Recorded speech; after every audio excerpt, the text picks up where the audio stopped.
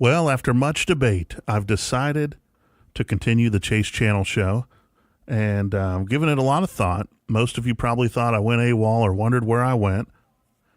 Lately, I've been doing some shows locally live, and during that time, I was doing some soul searching to decide, is it something that I want to continue or not?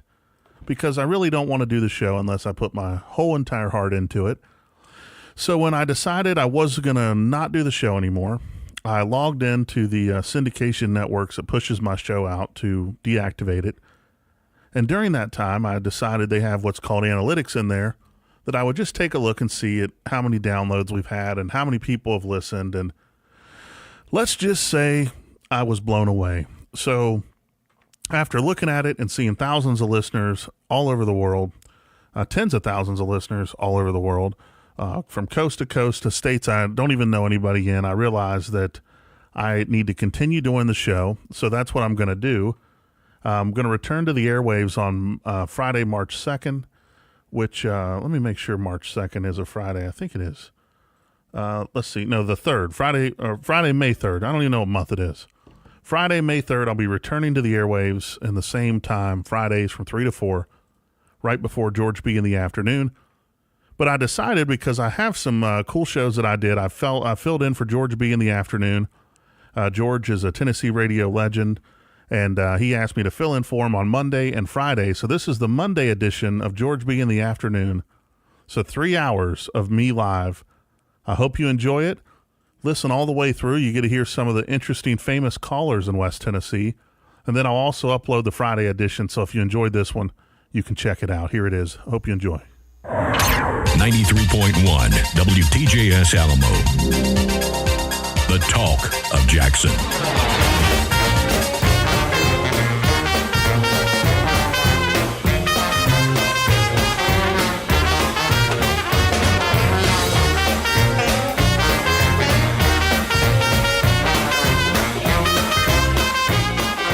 And good afternoon. My name's Chase Channel. This is GeorgeB in the afternoon. George is out on assignment, so you've got to deal with me for the next 3 hours. And of course, Brad McCoy's here to make sure I stay in line. What's up, dude? How you doing, Brad? Doing fantastic. First things first is we're going to have to talk with Steve Bowers and George about this mic stand. It's a little short. And you're a little taller than they are. That's true. Yes. That is true.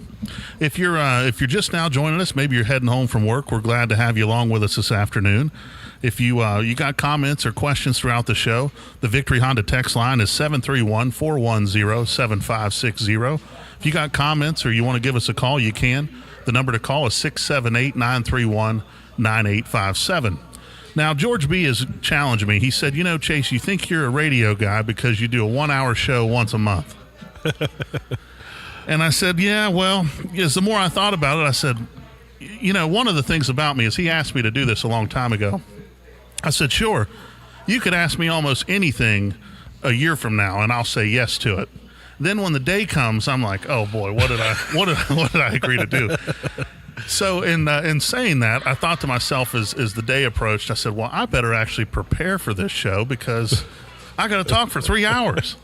Yeah, 3 hours. 3 hours. So the challenge was that, but then the more I thought about it, as I said, you know what? If the media has been able to talk about Trump for, 3,000 minutes over the course of the last year in this Mueller report, that surely I can handle 3 hours of just hanging out with my friends as they drive home from work or tuning in from wherever you're at. And if you're maybe you're listening from a long ways off, we'd like to see how far the signal goes. So you can shoot us a text and let us know where you're listening. The number to text is 731-410-7560. That's sponsored by Victory Honda, yours truly.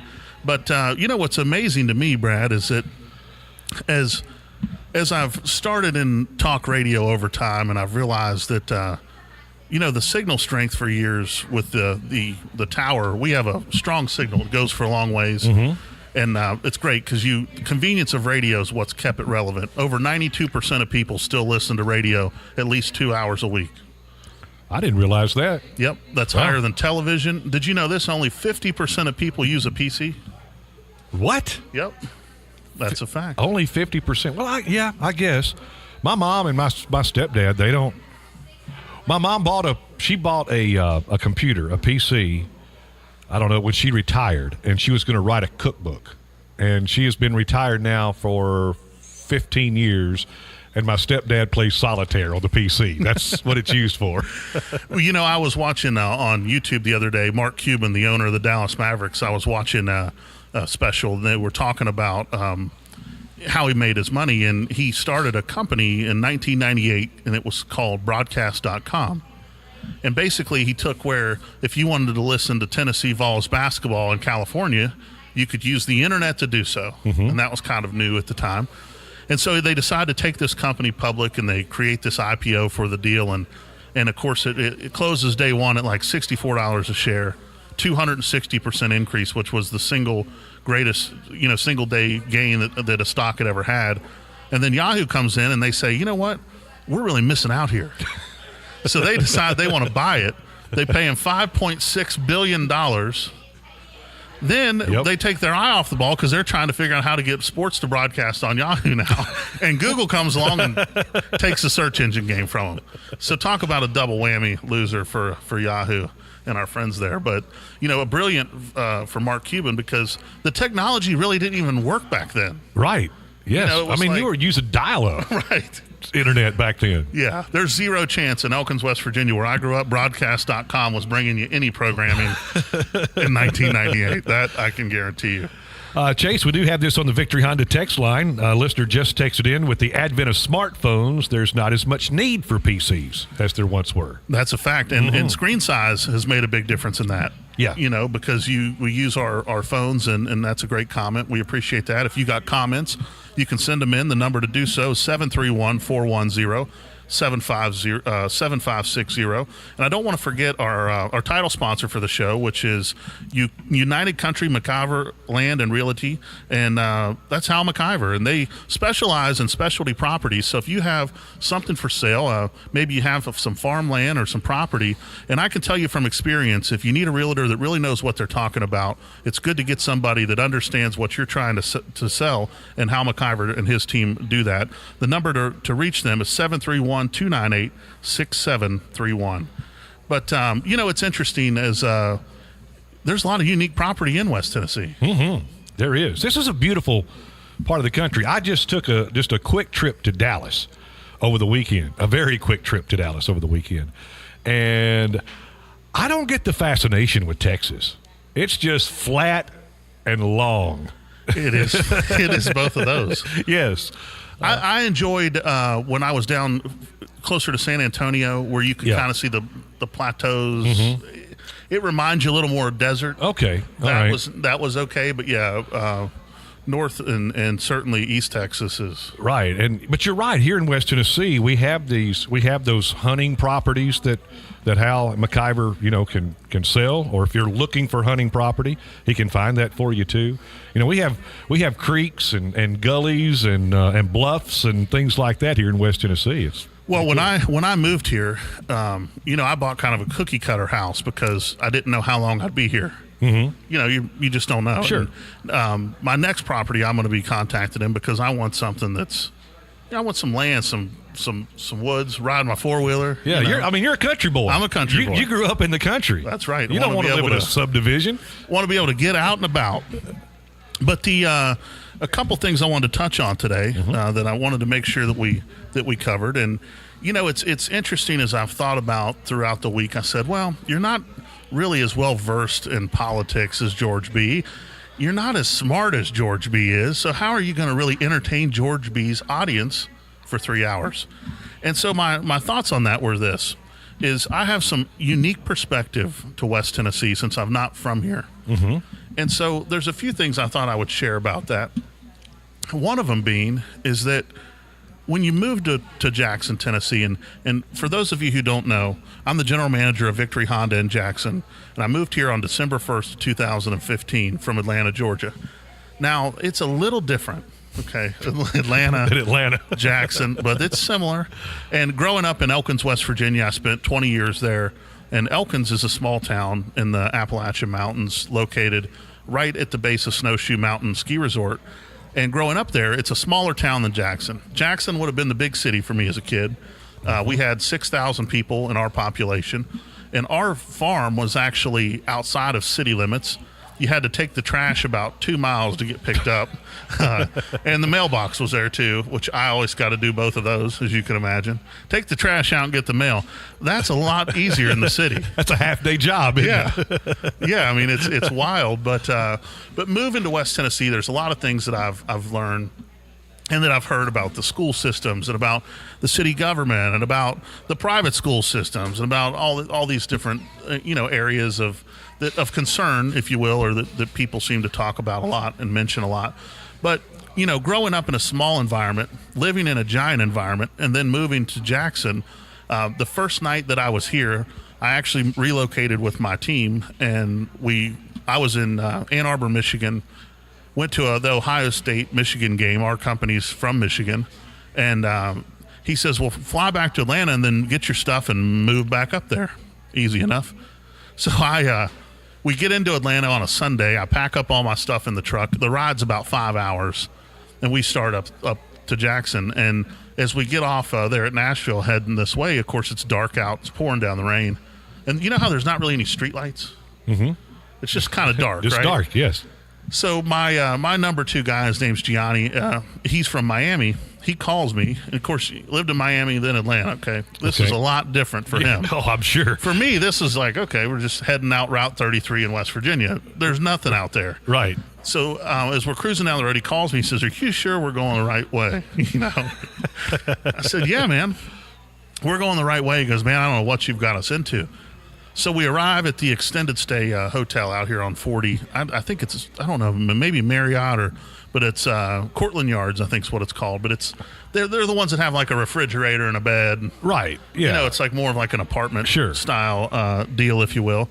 And so when we get there, I said, well, guys, it's early. It's our first night in Jackson. Why don't we go out and check out the nightlife? What night was this? This was on a Sunday night. On a Sunday night, okay. So I first things first, I said, we'll scramble us an Uber.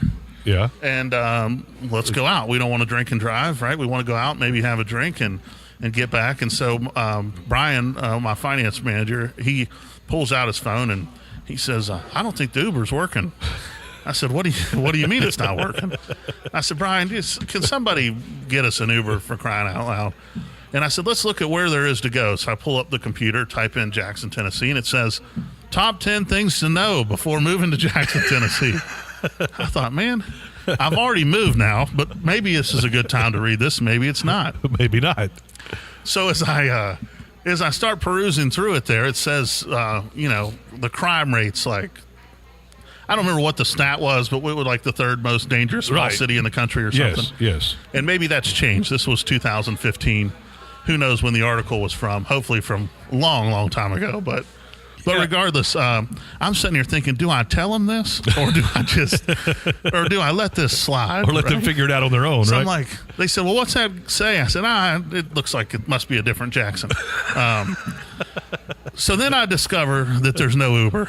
Right? Yep. And I'm like, now there is. Now we can get Uber in Jackson. Just because you came. They just brought Uber for Chase. Filed enough complaints. We've got Uber in, so you're welcome, Jackson. But, it's funny. The Uber doesn't come. Of course, I find out that it's so dangerous I might get killed on my way out. But I decide, you know what?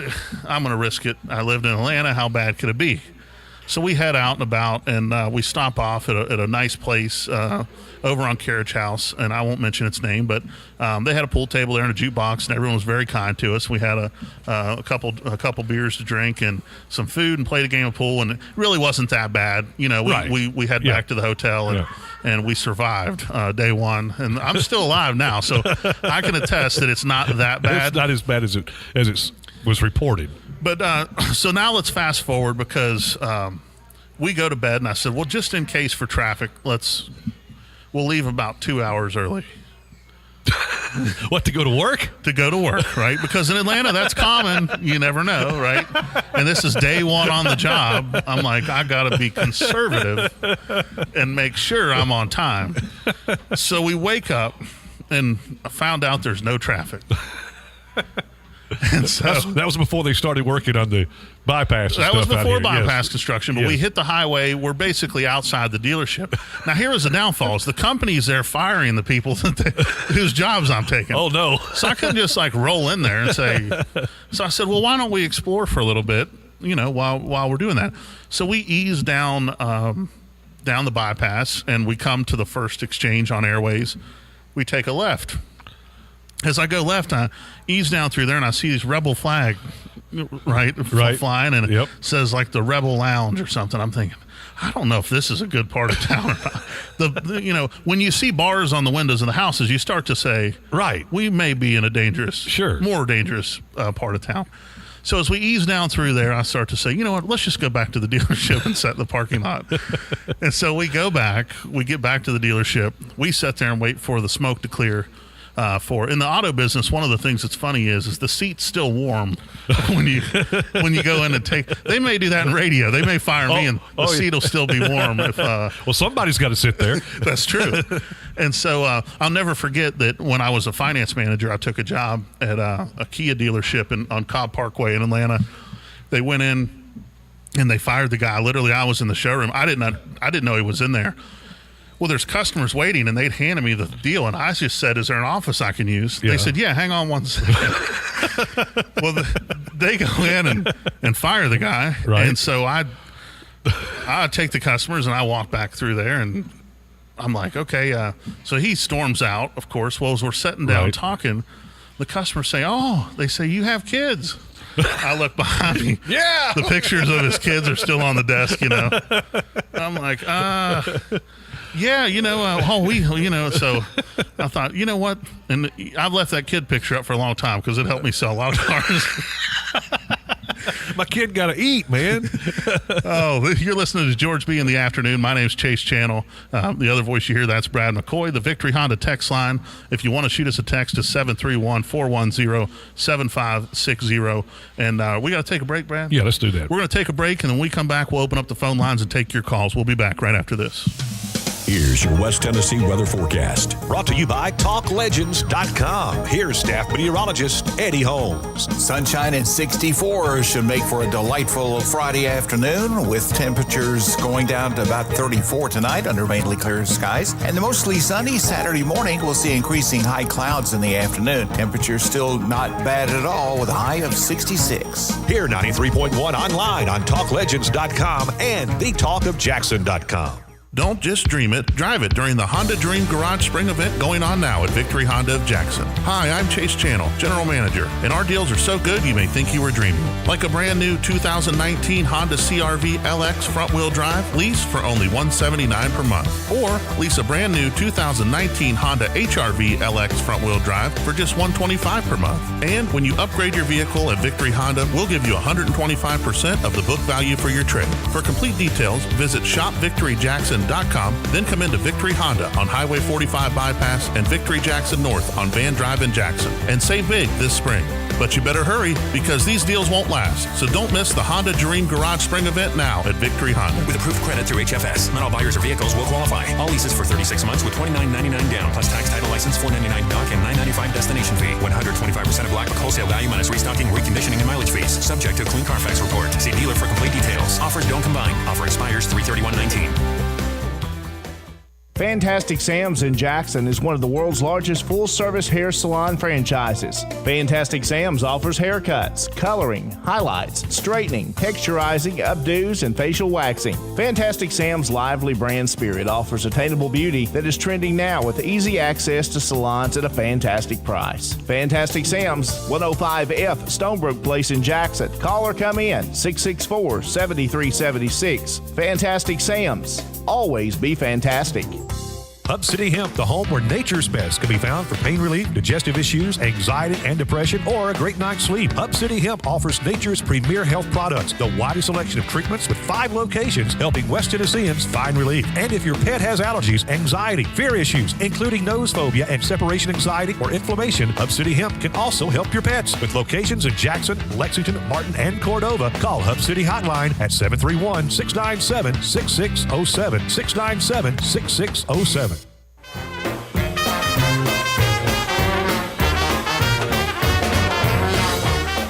And we're back.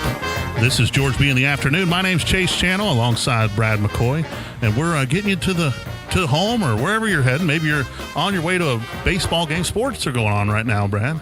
Yeah, and how about the Vols yesterday? Woo! That was the cardiac kids, man. It was a nail biter, to say the least. I was traveling and was actually listening to it. I couldn't find it on the radio, so my wife pulled it up online, and I just stuck a little earbud in my ear, and I was listening to the television play-by-play. And, yeah, it was a big comeback by Iowa. You know what's interesting about, speaking of the play-by-play, is I went to the Super Bowl this year in Atlanta. And when I was there, they have a really neat deal. And this isn't everywhere, but I was lucky enough to have box seats. Yeah. Well, in the box seats, they have headphones. And they're Super Bowl headphones. Yeah. And you can listen to Westwood One's coverage of the Super Bowl. Gotcha. CBS Sports coverage or ESPN Deportes. Oh, wow. So you could put the earphone in. Yeah. And for me, I personally enjoy the radio broadcast coverage better than I do television because they explain it a little right. more Yeah, in depth. yeah. Play-by-play in television, they don't give you all the play-by-play because you're seeing it. Right. That's what was bad about yesterday when I was listening to the play-by-play. I would react to the crowd. You know. Yeah, exactly. Exactly. Well, we're filling in for George B. He's on the road on assignment, and he will be with you tomorrow, I think is planned. From Parts Unknown. From Parts Unknown. Yeah. So you'll want to make sure you tune in and basically he's decided that with the event that's coming up on April 1st, where George B is planning on broadcasting live from the Caboose for a fundraiser right here at the Old Country Store. And he's decided that as dangerous as a stunt as this is, he felt like it would be good to maybe take a final vacation. Yeah, well, what about me? I'm going to be up there with him. Well, and Steve Bowers. You're a lot more limber than George B. I don't know about that. Steve Bowers is going up there too? Yeah. You just heard about that? I just heard about that. Yeah. Now, what's the deal with him staying the night up there? Well, there was some talk that if someone would make a large enough donation, that he would spend the night. Now, I don't know. I think he was throwing out like a $2,500 number, something like that. Now, I don't know that he's definitely committed to that, but he has tossed that around. So maybe tomorrow when he's on, we can kind of clarify that. I'm going to have to bring my checkbook for this event. Some people said that his wife was probably going to write a check. Yeah, and that could be. It could be, yeah. Well, I'll tell you, one of the things that's great, and as you come across the bypass and you look up, that Caboose is in a perfect area. I mean, you don't realize how visible it is till you look up there and really eyeball it up. I've been thinking about what banner I could put up there. Yeah, we need to put our banner up there. It's great visibility. It really is great visibility. And what happens is that there's a thing in our brains called the RAS, and it determines what we notice in a day's time. And so a lot of us forget that it's up there because we've driven by it so many times that our brains don't recognize it. Once George B does the broadcast from there, for the next few weeks, we'll always recognize it because our brains that's how smart they are. They identify quickly. They'll say, okay, we recognize something about that Caboose, and now it will go back there. And the RAS is an interesting part of us, and it's if you've ever driven to work or you went somewhere that you do normal and everyday routine, and you're like, I don't remember if the lights were green or did I stop. That's the RAS. It takes over. And the cool thing is you followed all the rules and you stopped, but that's how much on autopilot we really are. Sure. Isn't that like when you buy a certain vehicle that all of a Same sudden thing. you start seeing? You'll see them everywhere. People who become friends with me, they say, Chase, I see those Victory Honda license plates everywhere. And it's the same thing because they become friends with me. They know I'm a Victory Honda. They see the tags. And a friend of mine, he's in Florida, runs a Nissan dealership in St. Augustine. And the other day he sent me a picture. He was trading a car, Victory Honda, Jackson tag on it. Oh, really? Yeah. And that was cool. He says, Chase, you're selling them all over the place, and we do. But, it's amazing to me in the automotive world how big yet small it is. And something that I would like to mention is a congratulations to Victory Automotive Group, which owns our group. Today, the Automotive News announced this year's dealer rankings, and we held strong at 15th place with 73,000 vehicles sold last year. So congratulations to Victory Automotive Group. Yes, thank you. Man, I tell you, it's nice having Brad here. Studio audience loves Studio that, man. audience is excited. But 73,000 cars, and one of the things that I think's most amazing about that is the owner of our group has built that with no outside funding, no private equity funding, and he's done it all since 1997. Wow. And started right here in Tennessee. So it's an incredible feat. The people who are above us on that list are Auto Nation with 443 dealerships. I mean, some mega groups that are public companies that. So for us to be able to hold that spot, and you know what he was most proud of today, he announced is this is a car salesman from Ann Arbor, Michigan. He says, well, we beat every Ann Arbor dealer on the list, and there's some big ones. Oh, wow. The Sarah Group, which there's a Sarah dealership here in Jackson. Right. I believe that that's by a different part of the family. Al Sarah is the one that owns the group out of Michigan, but we beat them. We beat there's two other mega groups from right there, and they edged out both of them. And so they were. You could tell that was all. Oh, he loved that. Yeah, man. You outdo your hometown. You're doing well. So since it's Monday, I thought that we would talk about some breaking news over the weekend. What did you think, Brad, about the results of the Mueller investigation? I'll be honest, totally what I expected. I mean, I really did. I mean, they spent, 2 years and millions of dollars and time and effort, and they did make some indictments, but there was no evidence of collusion between Trump and Russia, according to Mueller. That's what he said.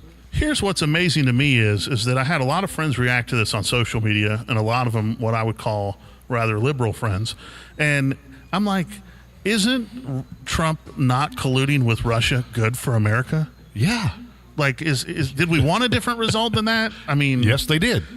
Isn't that? I mean, it's just crazy to me that that's the world we live in. But some interesting stats I wanted to share that I found out is since May of 2017, 533,074 web articles have been published about Russia and Trump and Mueller. Wow.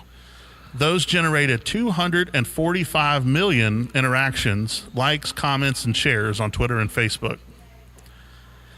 That's pretty incredible when you think about it. Mm-hmm. Then this is an interesting article. It says the amount of time and energy that the media elite, cable news, big newspapers, etc. have spent talking and writing about the notion that the Trump campaign colluded with Russia is incalculable.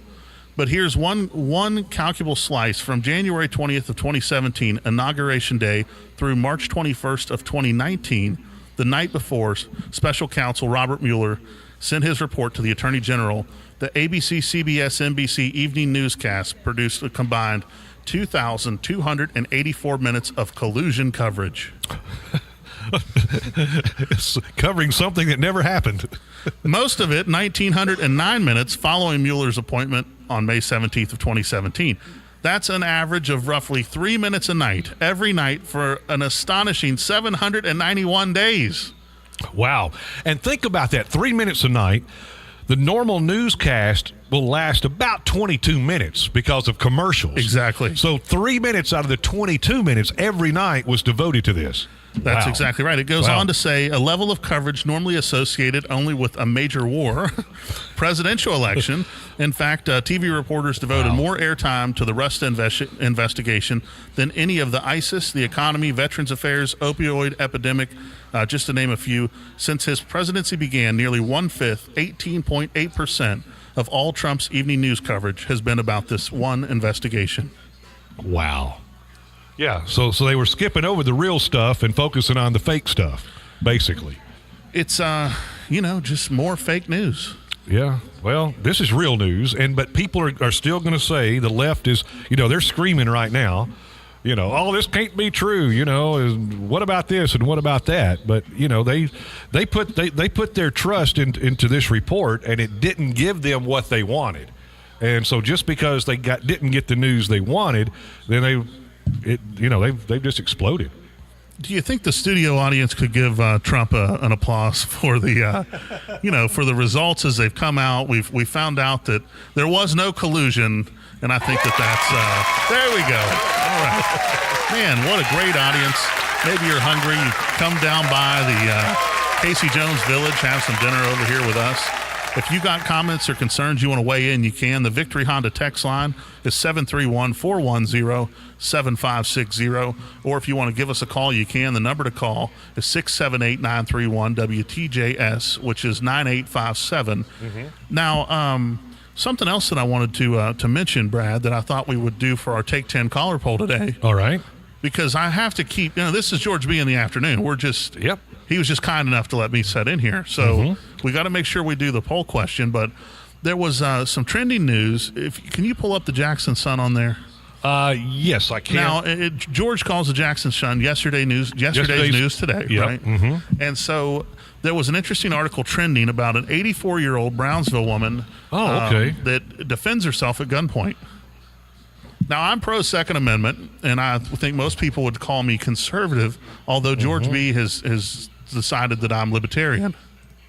Well, he's decided I'm libertarian as well. That's you just get brought into the fold when you're around GeorgeB. That's how it works. Oh, we have no more access. We've used up our articles on this one. Oh, okay. I can pull it up on my phone, though. Well, what the article mentions, an 84-year-old Brownsville woman, I guess a person broke into her daughter's house next door, drank all the liquor, ate the food, ransacked the house, then came into her house, and I'm just going off of memory, but I think it said that she basically stopped him in the hallway with a gun and said, "What are you doing in here?" And he fired off a gun at her. She fired back at him, and he dove out the window, got cut up, by the glass, and then was arrested about 3 hours later. But yeah, I thought today's Take 10 caller poll question we could have around the Second Amendment, because there's a lot of talk about how people will say, well, people with mental illness shouldn't be able to have a firearm. This lady's 84. Do you think she could pass an exam on a firearm or determine that she's safe to operate? I don't know. Maybe she could. Maybe she couldn't.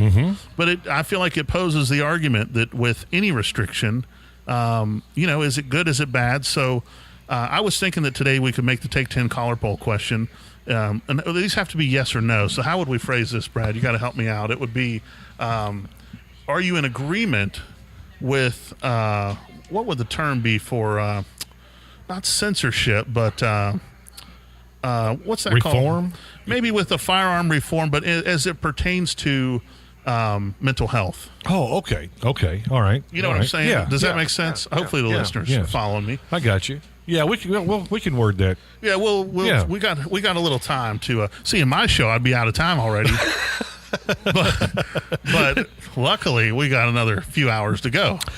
We do have this from the Victory Honda text line, Chase. The listener texted in and said, "I can't help but think the Republican Party did almost the same thing with Kenneth Starr and the Clinton White House." As pretty good point there. When Kenneth Starr had the report about the Clinton deal and everything, the right side didn't agree with that either. So, well, the deal is that with news coverage, there's no repercussion for a fake story. You are correct about that. I mean, you can write whatever you want to write. You can say what you want, whatever you want to say, whether it's true or not. And now it's not about who's right or who's wrong. It's just about advancing agendas. And so what happens is, and that goes both ways, like as a great text, and we appreciate you texting in and joining along with us. But it's just interesting to me how it's such a time where what is the next phase for media? And we're going to talk about that more today. We're going to take a short break. Before we do, I do want to mention one of our sponsors, Jackson Off-Road Plus. And Jackson Off-Road Plus is formerly Southern Trucks and 4x4. They do 4x4 complete automotive service for diesel, gas, commercial, and fleet vehicles of West Tennessee. And I know those guys over there do a great job. They work on a lot of the full-size trucks and lift kits. If you got accessories or things that you need on your vehicles, they're great guys. They'll take care of you. You can reach them over there. Their phone number is 731-668-8084. We're going to take a short break. This is the Talk of Jackson at 93.1.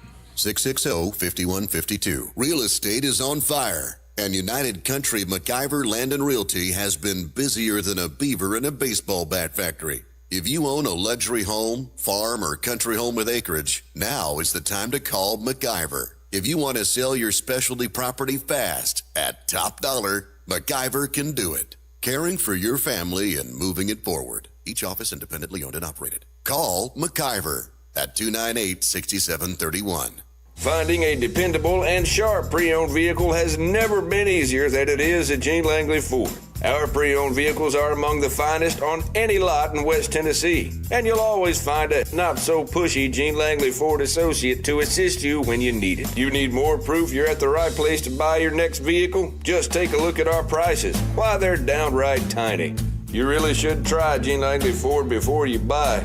Gene Langley Ford in Humboldt, the dealership service built. Hey, this is Chuck Walker with Southeastern Termite Pest Control. Living in West Tennessee, we all have a need for termite pest control and the other services we provide. There's a lot of people out there who will tell you a lot of things. They will tell you that you need to spend thousands underneath your home for moisture and fungus protection. They will tell you that they are the only ones that have access to certain products. And frankly, that's just not true. Salespeople will say lots of things, but something they won't do is still be working in the industry when you have an issue. If you'd like to do business with a company who won't charge you thousands when it's not necessary, give us a call. If you would like to do business with a company who sees you as a value client, not a valuable commission check, give us a call. People may say lots of things, but there's just one company out there who you can still get in touch with 24 hours a day. Give us the opportunity to earn your business. For all of your termite pest control needs, moisture and fungus issues, bedbug, flea, tick, ants, spiders, wasp, or just about anything else, call us 24 hours a day at 660-1052. That's Southeastern, 660-1052. Azalea is my world. When I heard that she had a tumor, everything just became dark. When I came to St. Jude, I started to get back some light in my life. On top of first-class best care, you will never receive a bill so that you can focus on this child. The only thing we had to worry about was just keeping Azalea comfortable. St. Jude saved her life, and it saved us as a family. Finding cures, saving children. Learn more at stjude.org.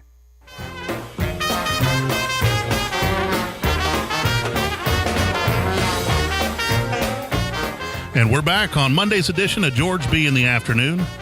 My name's Chase Channel, and you're listening to GeorgeB in the Afternoon from 3 to 6 every day right here on 93.1 WTJS, the Talk of Jackson. Looks like we got a call, Brad. They dropped out. They dropped out. Yep, sure did. Well, if you want to call back in, you can. The number to call is 678-931-9857. That's 678-93.1, and then WTJS is the numbers. Maybe you're shy or you're bashful. You want to text us, you can do that. That number is 731-410-7560. It looks like we have a traffic update from the Downtown Ricky Brown Traffic Spotters Network. It says street closure behind the CJC off South Highland. It's closed due to utility construction from South Liberty up to Shannon Streets, the backside of the CJC. Where's that at, Brad? That's the Criminal Justice Center. That is going to be right there across from like the post office there, I believe. See, it's great news. I don't know where that's at. It means I've never had to go there. You've never been to the Criminal Justice Center, right? Knock on wood. Good for you. Haven't been over there. I went there once to pay a photo ticket before I was informed that you don't have to pay the photo tickets. That's true. You don't. But I did pay one. I've got another one that I got a few years ago that I never paid. You know, I had an instance, and this happened once, and maybe some of you can relate to this, and maybe some of you can't. But I was actually in a serious relationship for a while, and during that time, I happened to meet another lady that I worked with who, you know, her and I kind of hit it off, and we decided we had feelings for each other. And as you'd have it, we one day on my lunch break, I went and picked her up. We had lunch together. Well, you know, those cameras, they take a front photo and a back photo of the car, and they mail it to your house. Right. Yes. Now, one of the things I'm really bad at is checking the mail. But my girlfriend at the time, she always would make sure that the mail was checked, and anything important, she'd say, hey, I put those bills on the counter. And, well, she got this in the mail, and it was a picture of me with this other girl for running through a red light. So as you can imagine, my mother would always say, the truth always comes out in the end. Yes, it does.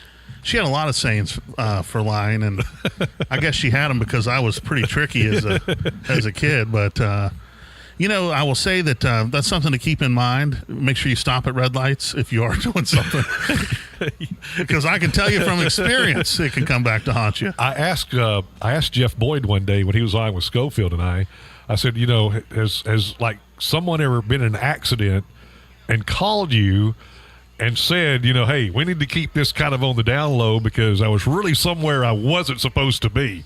And he says, oh, yeah, we've had those before.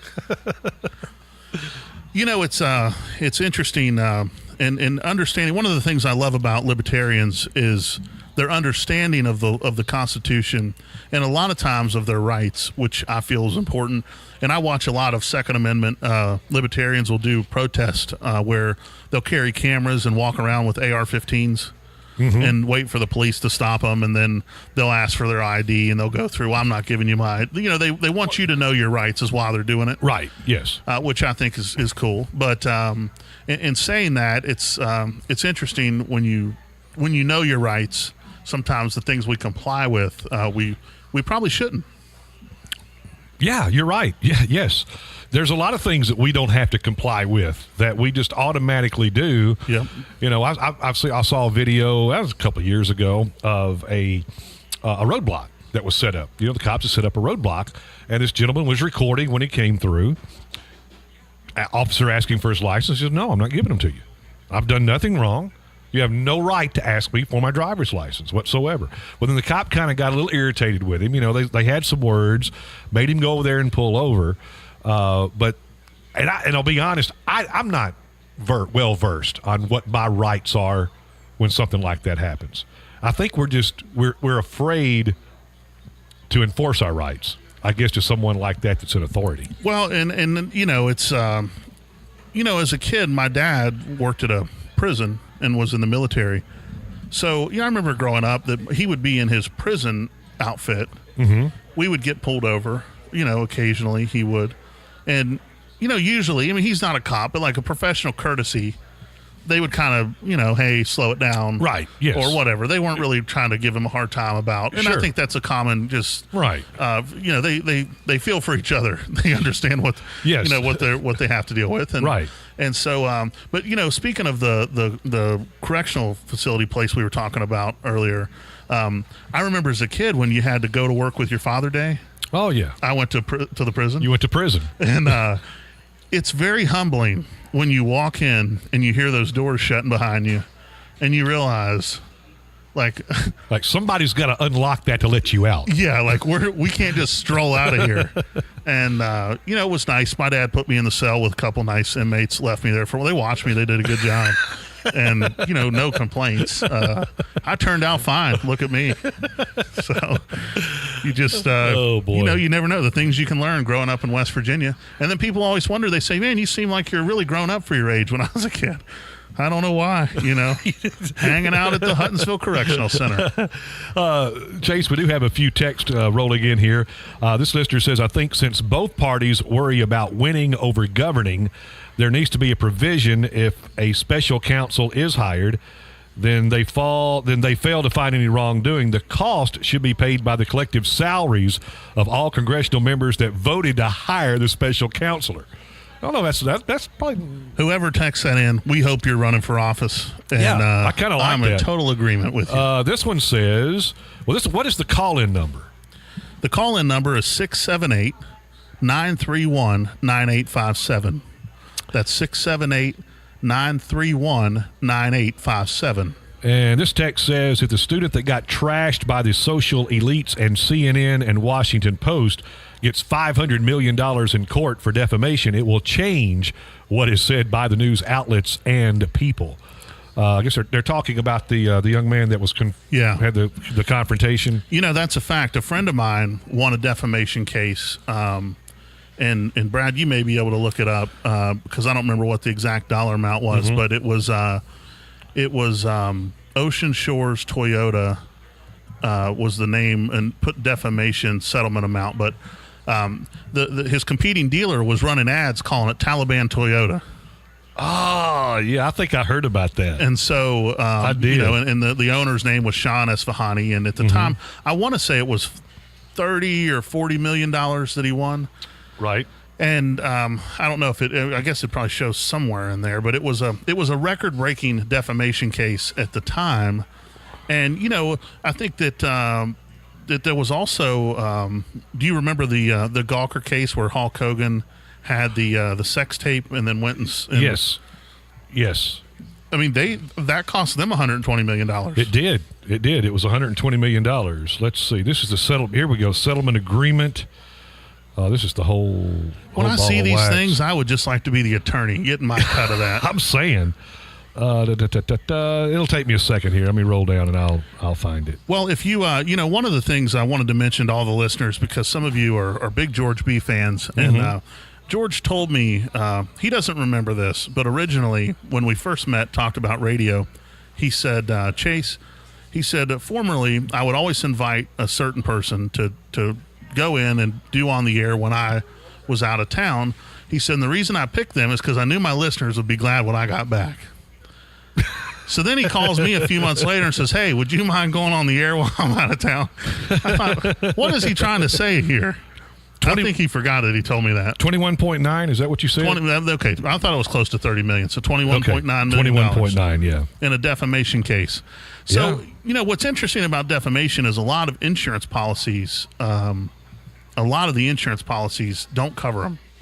And so it's always interesting to me to, how that unfolds and how it works. If you got comments, we appreciate the texts that have rolled in. The number to text is 731-410-7560. Or if you want to give us a call, you can. The number to call, 678-931-9857. I'm sorry, Chase. This texter wants to know, what's the biggest dealership in the United States and where is it located? It's Longo Toyota, and it's located in Longo, California. And Longo Toyota, it's a 1 mile, they created their own exit for it.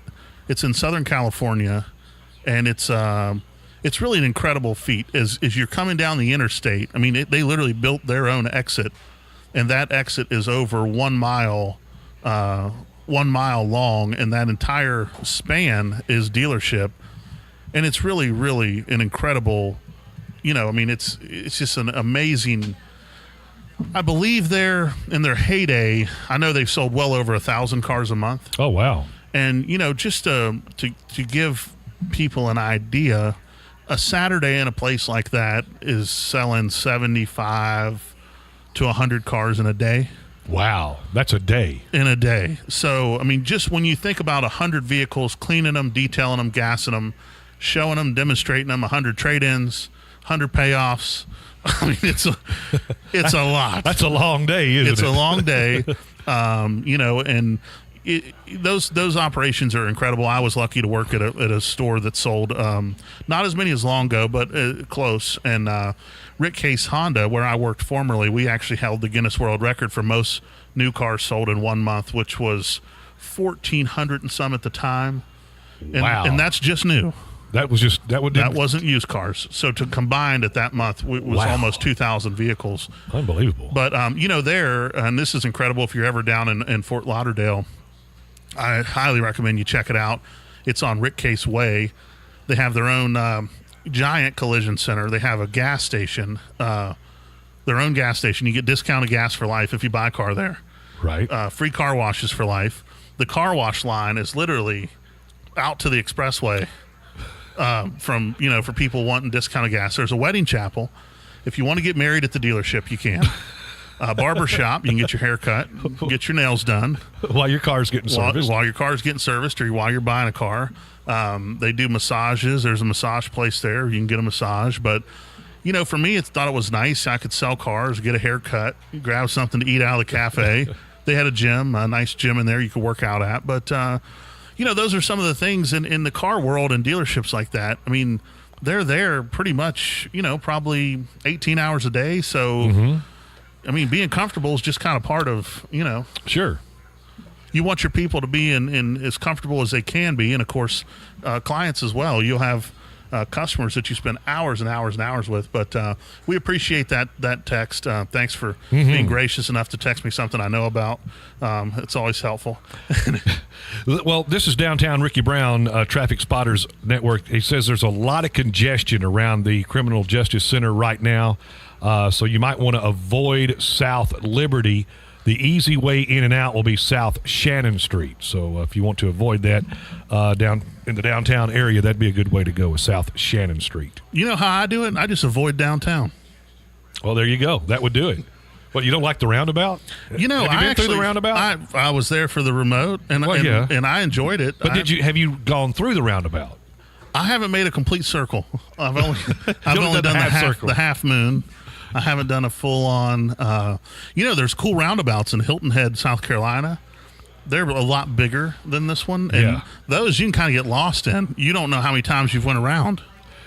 Yeah, the first one I ever went around was in Halifax, Nova Scotia.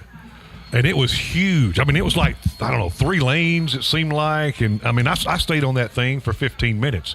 I mean, not really, but it seemed like it was that long before I kind of figured out how to get off of it. I mean, it took me a minute. It really did. You know, one of the things that I don't think that they spend enough time doing is traffic light time management. I think in today's world with technology, there should be a lot smarter traffic lights out there. Yeah, to manage traffic flow. I mean, right. I'm sure there's some company somewhere. See, here's the problem with items like this, and there's a lot of these things with government. We just assume someone smarter than us is handling it. Those lights may be the same. They may be doing the same thing for the last 30 years, but we're all like, nah, somebody's got to figure it out. Yeah, they got this. Man, they got this. Meanwhile, that's the same light's been sitting up there since, Colonel Sanders was a private. Well, when they first started doing the bypass out here and put those traffic lights in, they did not have them synced up right. And, oh, my goodness, it was for about a week. It's bad now, but it was really bad then. I don't know if you remember that. It was probably backed up to Victory Honda. Some of those times. On an average day, it certainly was. Yep. It's we got a phone call? We do have a phone call. All right, let's go to the phone lines. Caller, welcome in. You're on GeorgeB in the afternoon. Hey, Chase. Yeah. What's going on, man? Uncle Sid. Hey, man, what's up, Uncle Sid? Man, I can only stomach it for about another few minutes. I'm in my truck on the way up there listening to a guy with a quarter-mile stretch of 4 lanes in his entire distance of a town talking about roundabouts and red light management. Well, it's... the guy telling you about red light management heard his first traffic report at 23 years old in Atlanta when I let him listen to it. That's true. I thought those were only in the movies. Hey, you know what the best traffic light management is in the world? What's that? A roundabout. They found out roundabouts are better than any traffic light that's ever been built. My question, though, is who's the they? And, are they really that good at it? Or did they just say, hey, we'll make it complicated? Mr. and Mrs. They. They're in every town, everywhere you go. Mr. and Mrs. They. So, Uncle Sid, tell them what traffic's like. Tell them what traffic was like growing up in Atlanta, because you're born and raised in Atlanta. I only lived there for a short time, but tell them how the traffic changed over the years, so they know what's in store for Jackson. Well, it was a cow town when I lived there. So Buckhead to hang on a second, let me turn down my just to go from Buckhead to Jimmy Carter took 2 hours before they put up all the access roads, and then they kind of fixed it. But by the time they fixed it, it's already growing quicker. This is when there was 800,000 people in Atlanta. I think there's 4 to 5 million now. So how far is Buckhead to Jimmy Carter? 45 minutes in Atlanta. How far is Buckhead to Jimmy Carter? Is that about 8 miles? It's probably 12 to 15 miles. And it takes about 2 hours. The average commute in Atlanta is 45 miles one way. Even when I just moved from Beaufort to Flowery Branch, that added 21 miles to my trip. Yeah, it's insane, and that whole area. That seems like the same neighborhood, right? So Atlanta's really spread out. I mean, a perfect example. I say I lived in Atlanta. I actually lived in Flower Ranch. That's nowhere near Atlanta. Around here, you'd say, no, I live in Jackson. I don't live in Nashville. You know, we pretty much lived in Jackson to Nashville, you know, to Atlanta, where we were at, and we still considered it Atlanta. Wow. So. That's true. Yeah, everywhere's Atlanta. If you're in Georgia, it's Atlanta. That's right. That's right. So what else is on your mind, Uncle But we Sid? had more than the 4-lane. We had the connector that went right through downtown Atlanta, which was the 16-lane. For those of you who don't 8 know, lanes each way. where my hometown is, we had the Beverly 4-lane. They added a turning lane, which made it the Beverly 5-lane, and that's like what it's referred to as. So Uncle Sid thinks it's funny that we would say it's the out on the 4-lane. Other than a 2-lane road and a dirt road, that's all that he even knew existed. Like if somebody said they were on the 4-lane, you knew exactly what quarter-mile stretch they were on. Wow. You know. And the only reason why they'd be on the 4-lane is they're going out to Beverly to go to the butcher. You know. That's true. Get you a $2 chicken out there. That's true. What else is on your mind, Uncle Sid? You know? Man, talking about West Virginia, you know what I don't understand why West Virginia got voted or elected to be the only ones around that could actually serve this, and no other Hardee's or Carl's Jr. anywhere in the country has got it together to serve the spicy chicken biscuit. I miss them. The Carl's Jr. and Hardee's. I'm gonna go back to the Dove B just to get it. Do you have a Hardee's here, Brad? I don't think there's one. There's one in Humboldt. Hardee's, but they don't do a spicy chicken biscuit. I don't think they there's. sure don't do a spicy egg and cheese chicken biscuit for 99 cents. I don't think there's one in Jackson. It'd be $5 if they had it. You know? If there's one thing that Uncle Sid's passionate about, it's his chicken biscuits in the morning. Any biscuit and gravy, biscuit, and, sausage and biscuit, any biscuit, any pork. I know every way to cook it and eat it. That's how you know you're a Southern boy, Uncle Sid. That's right. Grew up on soul food and ate pot liquor soup. How many people had pot liquor soup before? Well, I haven't had it, but pot liquor soup? Have you had pot liquors? I have not, and there is a Hardee's on South Highland. South Highland, Jackson. but no Yeah. chicken biscuits. I don't know. You're not gonna get pot liquor soup at Hardee's, but you get pot liquor soup at somewhere like Mary Mac's in Atlanta. If you tell me it's the first time, they'll give you a complimentary bowl of collard green broth with some crackling. That's pot liquor soup. They probably have that here, don't they? You probably if it's the broth from the greens, yeah, they got greens, man. Get the broth out of it, throw some cracklings in there, and Is there anywhere around here you can get oxtail? Oxtail. I don't know. I don't think so. Doesn't sound too good. I think they have that on the menu over at IHOP. No, it's not at IHOP. You gotta find somebody who's been around. Anywhere they put ham bones in the beans around here? Yeah, they do that here at the Old Country Store, I think, don't they? Ham bone and the beans. Oh yeah. The Old Country Store does it? Oh yeah. Place. It wouldn't be beans without we ham might bones. need to check the latitude of the Mason-Dixon, make sure we're still south of that around here. You know, I had the collard greens, but Mary Mac's is the place, Uncle Sid. This is some rich history where soldiers went there, right? Yeah. When you got out of MEPS, when you came back from World War I, you got a meal ticket to Mary Mac's right on Ponce de Leon, right across the street. They have the best fried chicken in the world. Yeah. Well, that's cool. Authentic Southern food. Well, I'm coming up there just so you don't start talking about any more traffic advice with your experience. And maybe we'll sell a Honda or something. All right, cool. Thanks for calling, Uncle Sid. All right, buddy. See you, man. And that's how it's done. If you want to call, you can. The number to call, 678-931-9857. The Victory Honda text line, 731-410-7560. We're going to take a short break. Before we do, I want to mention one of our sponsors, Quality Outdoor Products.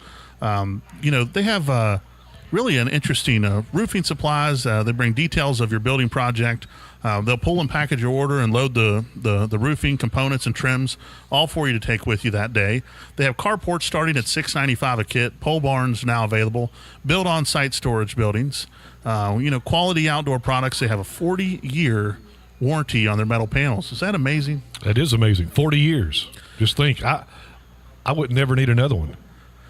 That's true. I mean, seriously. GeorgeB, he keeps saying that he wants one, but he feels like it's overkill because he won't be living that long. Well, see, I would be 95 before I would need to replace it.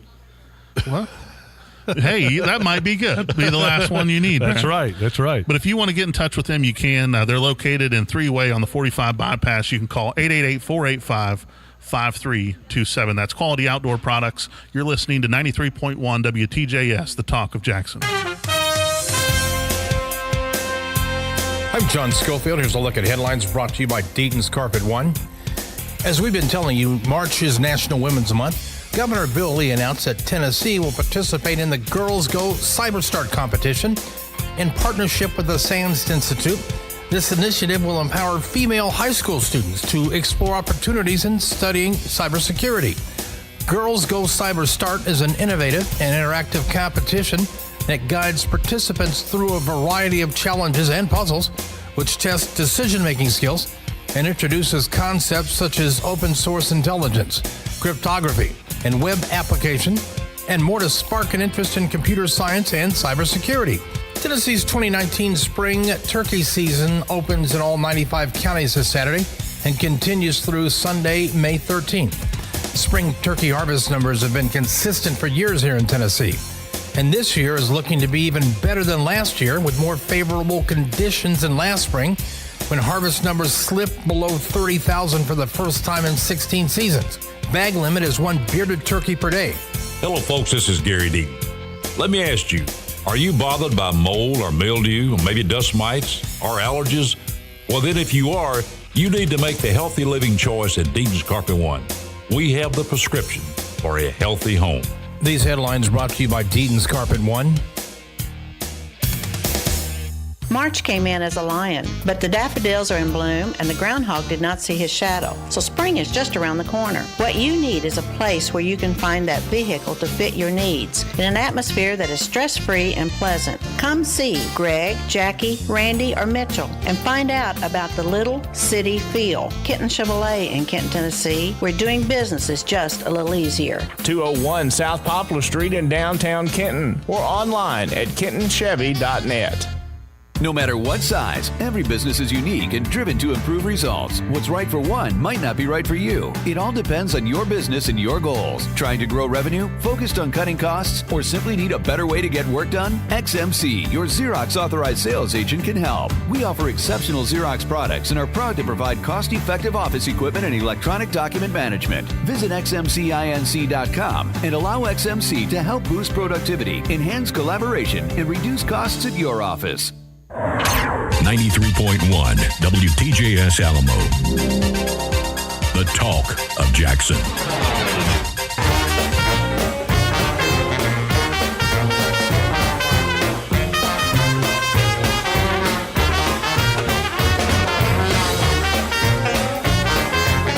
And welcome in to GeorgeB in the Afternoons, Monday edition. My name's Chase Channel alongside Brad McCoy. We're hanging out with you till 6 o'clock today. GeorgeB will be back in office, remotely from parts unknown. You'll have to tune in to see where GeorgeB's at. But I have good word that he's preparing currently for if he were to fall from the caboose. He's preparing to jump at that height wherever he's currently at. Yeah, he sent a picture, but I didn't recognize where it was. Did you? I didn't recognize it either, but for those of you who don't know, on April 1st, GeorgeB is going to be broadcasting from the caboose right here out in front of the Casey Jones Village as a fundraiser. What is the name of the Birth Choice? Birth Choice. We're raising money for them to buy a mobile ultrasound unit that will go. There's 3 counties here in West Tennessee, and I don't want to speak out of turn and say what they are because I don't remember. But these are, out of the 95 counties in Tennessee, these are 3, 4, and 5 with the amount of abortions that are performed each year. And from my understanding, with this mobile van, that the percentage of abortions once the mothers see the ultrasound is a lot lower. Yeah. Brent Lambert, the founder and CEO of Birth Choice, was in with us the other day, and he was giving us those stats that if a young lady comes into Birth Choice and she has got abortion on her mind, once she sees the ultrasound, 80% of those young ladies change their mind and have the baby. What's amazing, he says, With the mobile ultrasound unit, that increases to 90%. So 9 out of 10, once they see that ultrasound, will decide against having an abortion. So those are big numbers. You know, this is an interesting thing I don't think I've ever shared, but my sister had my niece when she was 17. Mm-hmm. And I remember my parents said, I was 2 years younger, so I would have been 15. And I remember my parents, I came home from school and they said, we need to talk to you.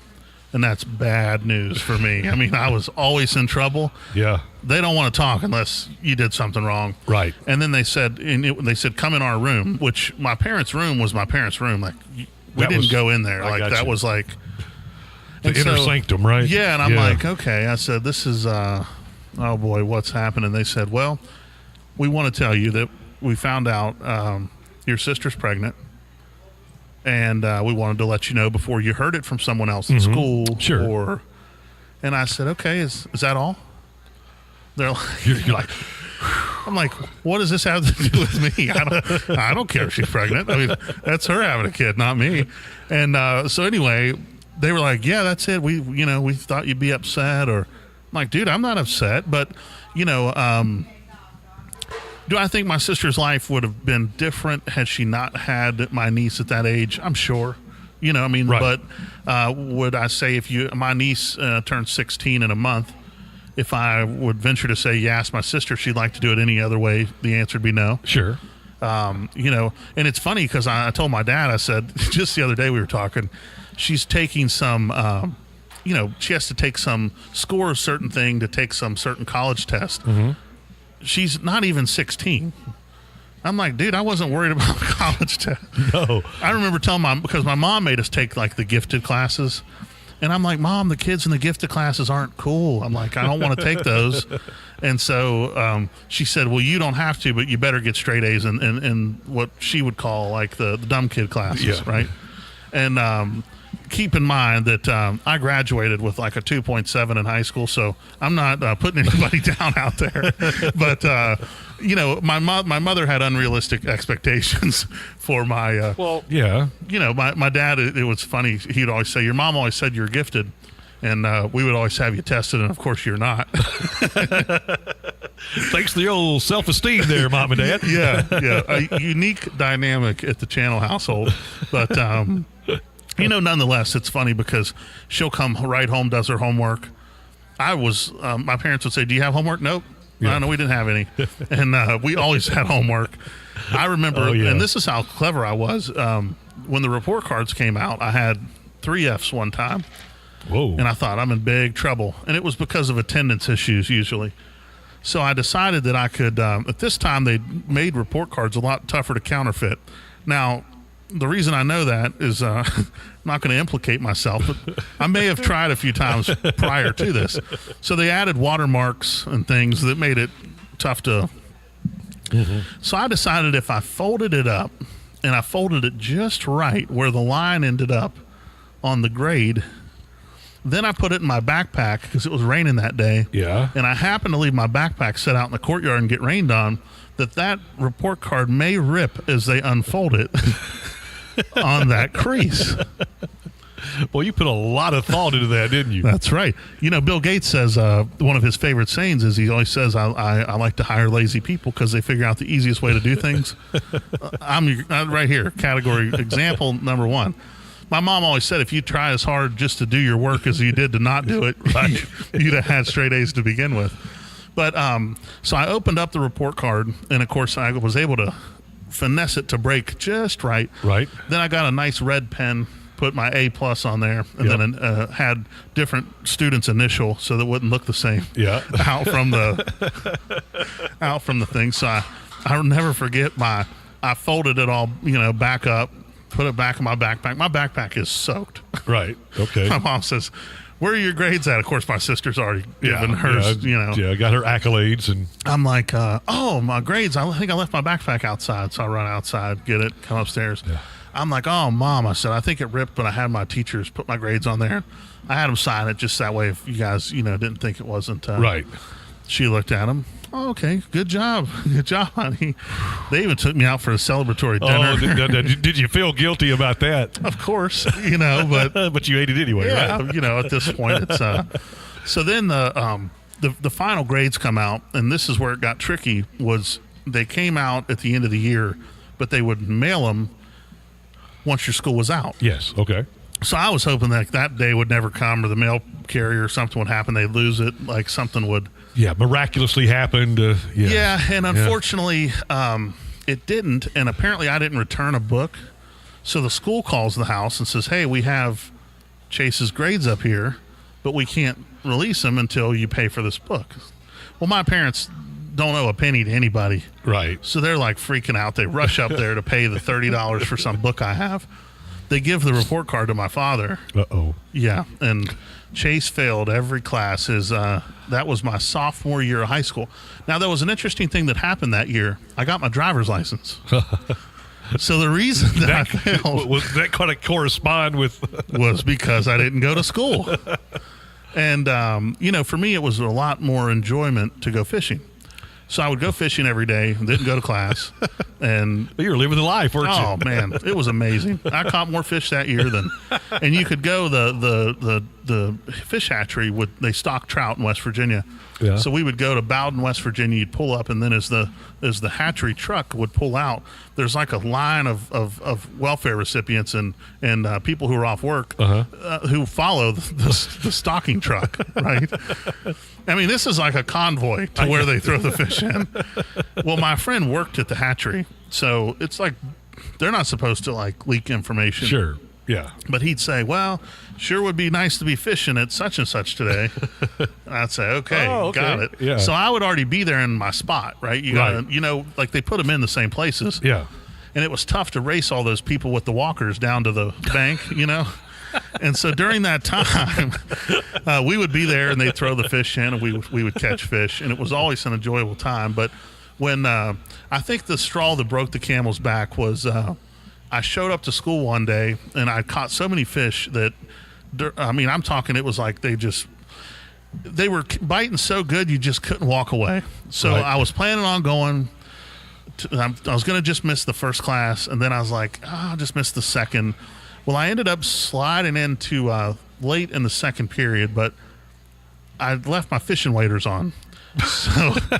So there's like water running on the floor, fish guts still flopping off the thing. And the teacher, his name was Mr. Harris. May he rest in peace. He's no longer with us, but he said, "Where have you been?" I said, "I was fishing." Isn't it obvious? He was an interesting teacher. He was a substitute. So we really took advantage of, how much leverage you had with him. Sure. Then they made him a permanent teacher, which was tough on him because he'd always gotten the flack for being the sub that kind of lets you get away with stuff. Right. Now it was like, Now he's got to crack the whip a little bit. Yeah. So his face just turns red, and he didn't know what to do. So I sat down and I said, "What?" I'm like, "The fish were biting good this morning." And they were. It wasn't like I was. So I get called to the principal's office, and they're like, "Chase, what's going on? You wore your waders to school. You didn't come in. You missed this much, many days of school." Well, I had an in the school, and this is a great lesson for anyone listening or anyone in life, is if you can provide value, sometimes you can get a little leniency. And so the principal of the school, he also lived near my street, and I took all the small engines courses in Votech.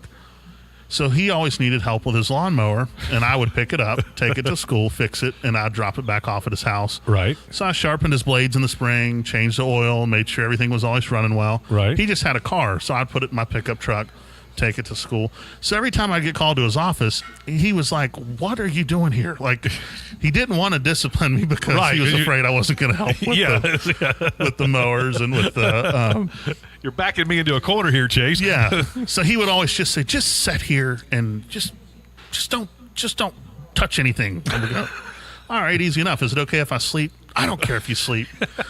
And so I'd doze off for a little bit, and then the school bell would ring, and, I'd go home, and everyone's like, oh, what happened? I said, man, they suspended me all afternoon. And but then I would always say, I won't give his name because I think he's still teaching, but I would always say, you need me to get your lawnmower tomorrow? Sharpen up the chainsaw blade. If you got comments or concerns, you can give us a call. The number to call 678-931-9857, or if you are shy, maybe you're bashful, or maybe you just don't have time to talk, you can shoot us a text.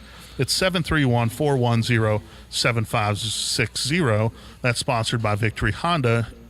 And but yeah, it was always fun in West Virginia growing up. But here's the downfall. My parents found out about the grades. It didn't go over well. Mm-hmm. And so the next year I had to take all electives. Oh. So the first semester was all my 10th grade classes. Second semester was all my 11th grade classes. No fun classes, no small engines, no. Right. So my junior year, I buckled down, and my parents forced me, and thank God they did, because it made my senior year easy. I was back on the normal, right, if you will. But it was an interesting, funny dynamic. Is I found I've always been one for be careful how you word things, because whatever the rules are, I'm gonna see if those are really sound rules. Well, they had a policy at our school that if you had someone who was 18, they could sign you out of school. As long as they were 18 or over, they said. Okay. Well, I turned 18 my senior year. Okay. So I would walk in the principal's office every day and sign myself out of school. You're 18. Well, at graduation, I did graduate on time. And I remember I had all A's and a B, and I handed my mother my report card. I missed 80-some days of school. And she says, what? Yeah, and she says, she's furious. But I'm like, Mom, it's all A's and a B. Who cares? Like, I got the job done. Right, yeah. She goes, well, how did you miss this much school? I said, well, because the rule said you could sign yourself out as long as you were 18. So I would just stroll in, and they would always say, hey, Chase. I'd say, hey. I walk over to the sign-out pad. I'd sign my name down and sign it and walk right out the door. And the kids who'd get caught were the ones who were like, because they had teachers on watch. They'd watch the parking lot. Uh-huh. Well, they'd be like, the ones that would try to sneak or try to run, or they always got busted. I just strolled right past them. Hey, hey, Mr. Hot. Hey, Coach so-and, I've always said that with stuff like that, if you just act like you know what you're doing, most people will leave you alone. That's a fact. I've stuck into concerts like that. I mean, just go right by the ticket place, and just look forward and act like you know what you're doing, and most of the time nobody will even say anything to you. My friend Jim Ebert, I've talked about him sometimes on my show on Fridays. He's the owner of him and his brother own about 50 McDonald's, and he always was a humorist to me because he was down at the Super Bowl this year, and he's a little bit like me. He likes to try to press his luck with things. Right. So he was down there during the press days, and there was a restricted area, and so he walks up, and you're wearing your Super Bowl credentials on your name tag. Yeah. So he just walks up and says, I'm with Fox Sports. And they go, oh, right in this way, right?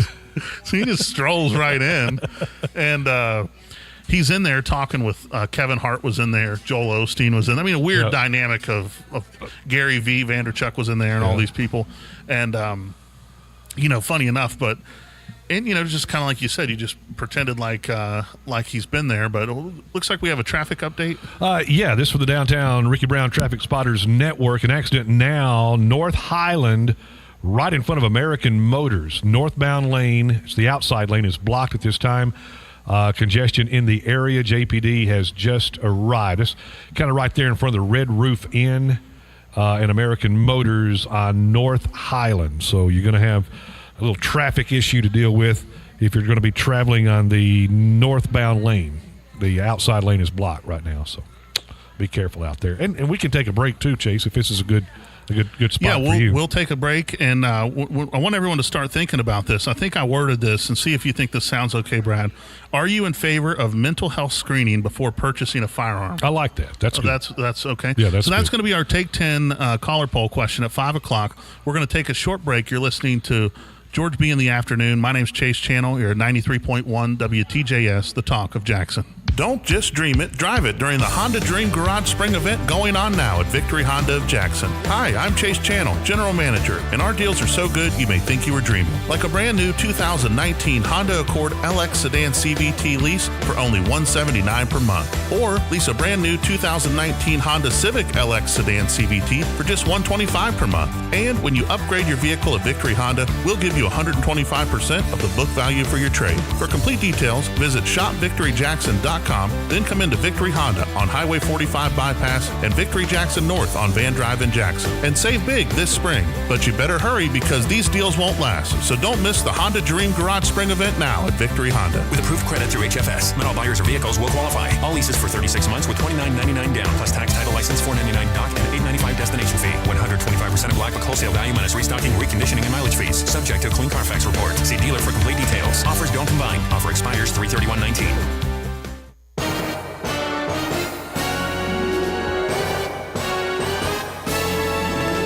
Spring is around the corner. Did you know City Lumber Company of Dyer is your one-stop shop for any home improvement project? City Lumber Company of Dyer offers a large selection of hardware, a full-service lumber yard, and a full-service paint store all in one stop. Check out our circular sale during the month of March. Everything you need from paint, lawn, and garden supplies, hand and power tools, and lots more items. New case knives are arriving daily. Come in and see all the new case knife colors and new styles, or check out our case knife store online at citylumbercompany.com. Click on the case store. City Lumber Company of Dyer, located downtown Dyer across the railroad tracks at 183 East Maple Street. Our friendly staff is here to serve you Monday through Friday from 7 a.m. to 5 p.m. and Saturday from 8 a.m. to noon. Or just give us a call at 731-692-2287. Like us on Facebook or check out our website at citylumbercompany.com. That's City Lumber Company of Dyer.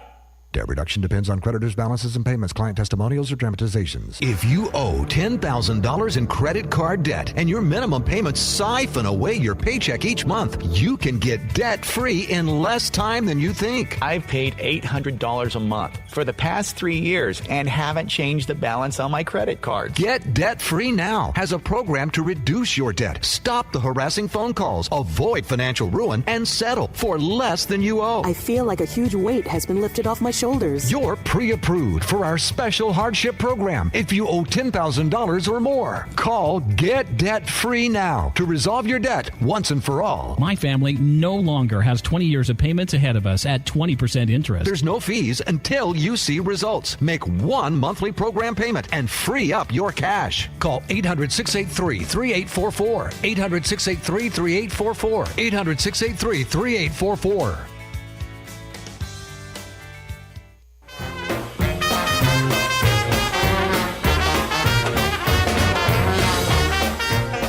And we're back. You're listening to George B in the afternoon. My name's Chase Channel, hanging out with Brad McCoy, and we're getting you to 6 o'clock today. You're listening to 93.1 WTJS, the talk of Jackson. I tell you, I really like George B's jingle. Mm-hmm. The Squirrel Nut Zippers. Is that what that is? It is, yeah. Squirrel. That's the name of the band. How about that? The Squirrel Nut Zippers. We do have a phone call coming in. All right, well, let's Mr. not Chase. make them wait. Let's go to the phone lines. Caller, welcome in. You're on George B in the afternoon. Yeah, checking in. Downtown Richard Brown Traffic Spotters Network checking in. Sorry, we have to report an accident, sir. North Highland at this time in front of American Motors on North Highland. Northbound lane, outside lane is blocked at this time. That is obviously heavy this time of day. JPD just arrived on the scene. Doesn't appear to be injuries. Take it slow and easy. If you're in the mall area going north, North Highland, be ready to slow down around American Motors right before you get to Carriage House and Ridgecrest Road area. Down there is the one lane. Jackson PD is assisting motors at this time.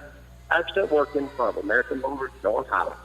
Well, we appreciate that, Downtown Ricky Brown. We appreciate you keeping all the listeners up to speed on what's going there out on the roadways.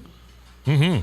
Thank you, sir. We appreciate all of our spotters. This is in front of our utility workers. Appreciate all of those hundreds and hundreds of spotters out there listening. Give me tuned in right here. Chase Channel, Brad McCoy, Victory Honda, always at the helm, always in the leadership spot. Appreciate you making it possible for us to share these accidents to get home, folks, safely as you enjoy WTJS 93.1, the talk of Jackson. Thank you, Downtown Ricky Brown and Traffic Spotters Network, keeping us all informed. They do a great job. Yeah, they do. And our traffic updates, Chase, by the way, are brought to you by Jeff Boyd of Boren & Boyd, attorney at law. They specialize in personal injury, motor vehicle accidents, and workman's comp. You can give Jeff a call at 300-6207. Now, I'm going to give everybody a free piece of advice. Okay. Okay. And my friend, one of my best friends, he's an attorney in West Virginia. So he's not licensed to practice law here in Tennessee. So you can use Jeff Boyd for this. Mm-hmm. But he used to always tell me, Chase, he said, if there's anything I can tell you, he says, is always keep $10,000 stashed away for a rainy day. I said, well, what is $10,000 for? He says, because if you ever get in trouble, $10,000 will just about get you out of it. And I said, okay. Well, that's... So like a DUI, guess what? 10 grand it's going to cost you. Yeah. Minimum.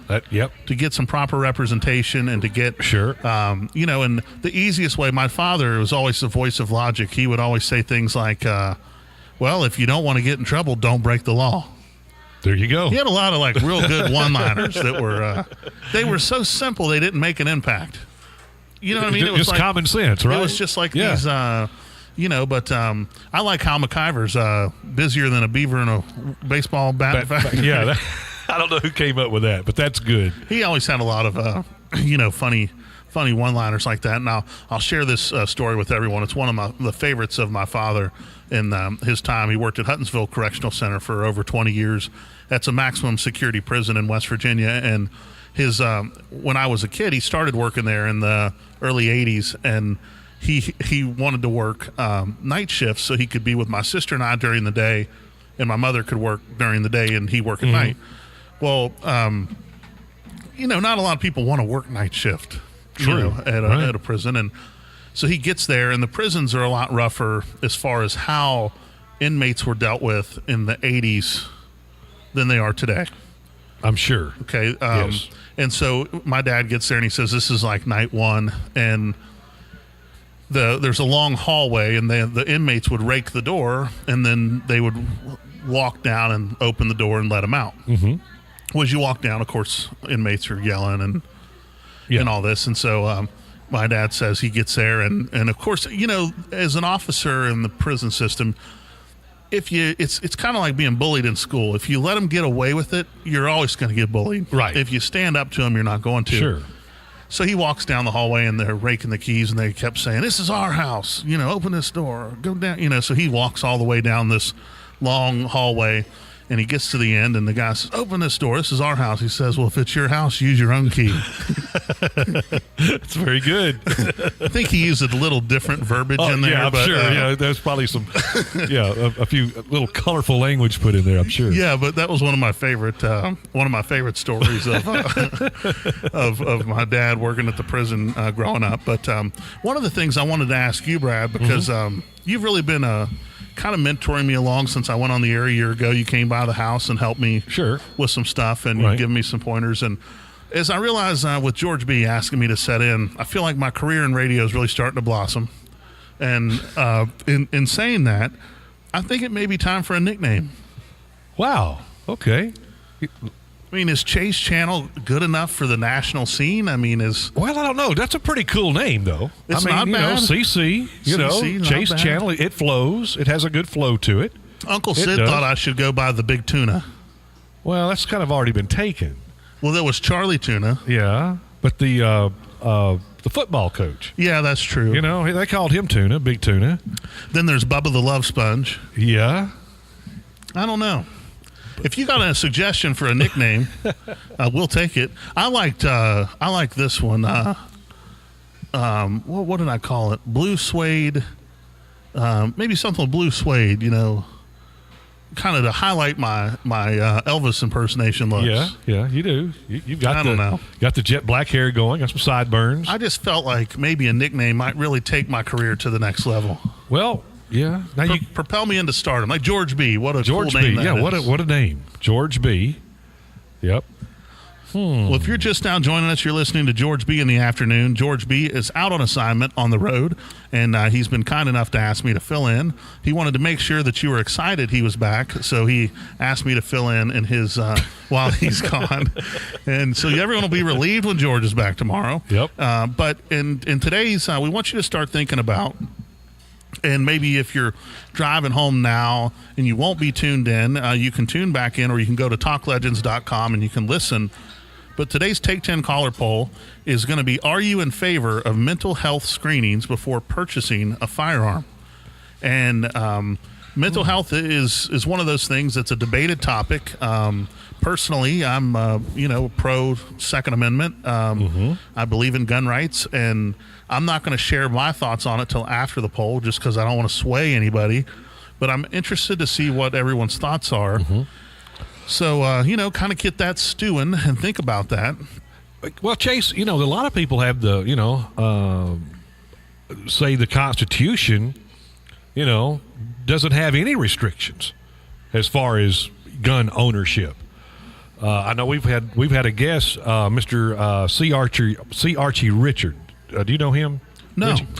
He's a guest on with us with Schofield and I, and he works real close. I don't know exactly what his title is, but he works real close with our people in Nashville.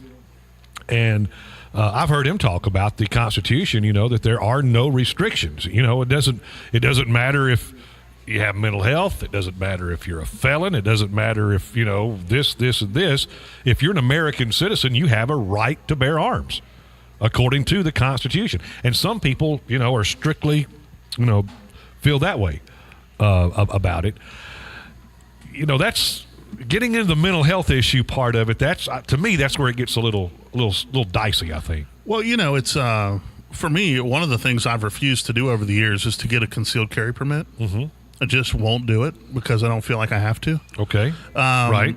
And, fortunately for me, I've never been in a situation where it's been a problem. I've been pulled over several times.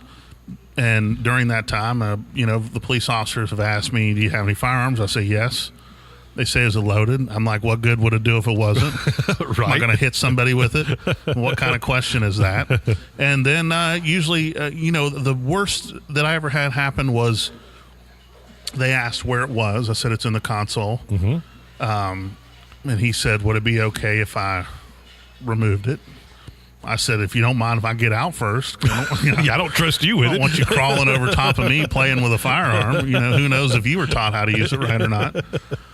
But, in police officers in general, what we have to realize is a lot of the people that they come in contact with are breaking the law. Right, they're bad people. Right, that's what they're dealing with. And, yes. And so I think his appreciation for me just kind of complying and saying, listen, I got nothing to hide. Sure, there it is. Right. And he complimented me on the gun, said it was a nice gun. I said, thanks, man. And so we talked about that for a little bit, and he asked if I had a concealed carry permit. I told him no. And he said, I explained to him why, and he said he understood that, appreciated me complying. He said he didn't have a problem with it, and that was the worst situation I ever had with where there was any, Right.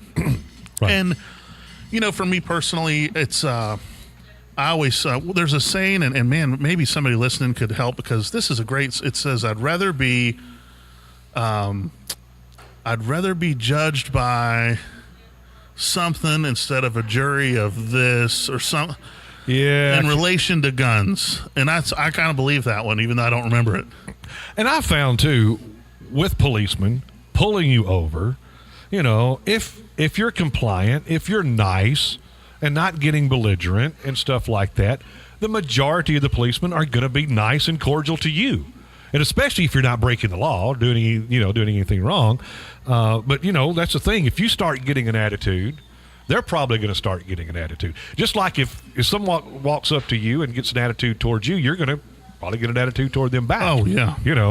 And so that's, and like you said, most of the time, the policemen are dealing with people who are breaking the law. So I guess they're going on the assumption, which I don't, right or wrong, but they're going on the assumption that this person is probably breaking the law. Yeah.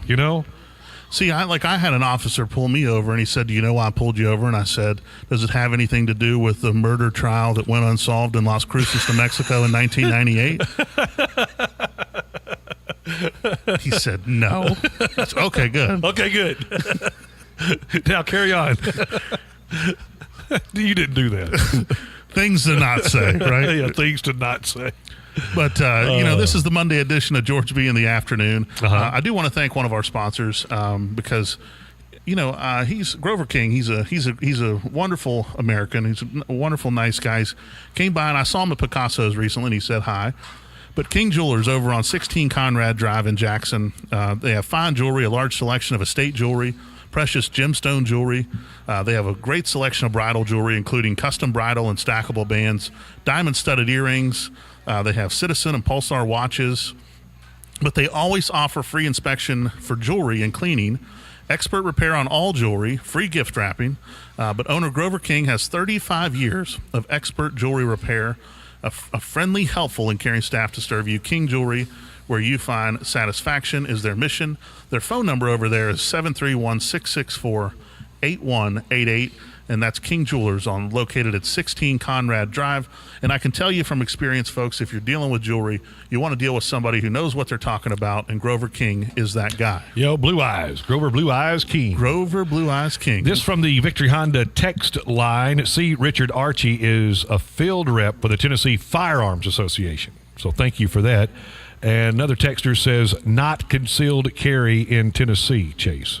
So I guess you don't have to have a permit in Tennessee. Well, there we go. There you go. No wonder I didn't get in trouble. There you go. Absolutely right. Why don't we take a break, Chase? Yeah, we'll take a short break. When we come back, we're gonna we have the Take 10 caller poll coming up at 5. You're listening to George B in the afternoon right here on 93.1 WTJS, the talk of Jackson. Somebody killed a policeman today, and a part of America died. A piece of America he swore to protect.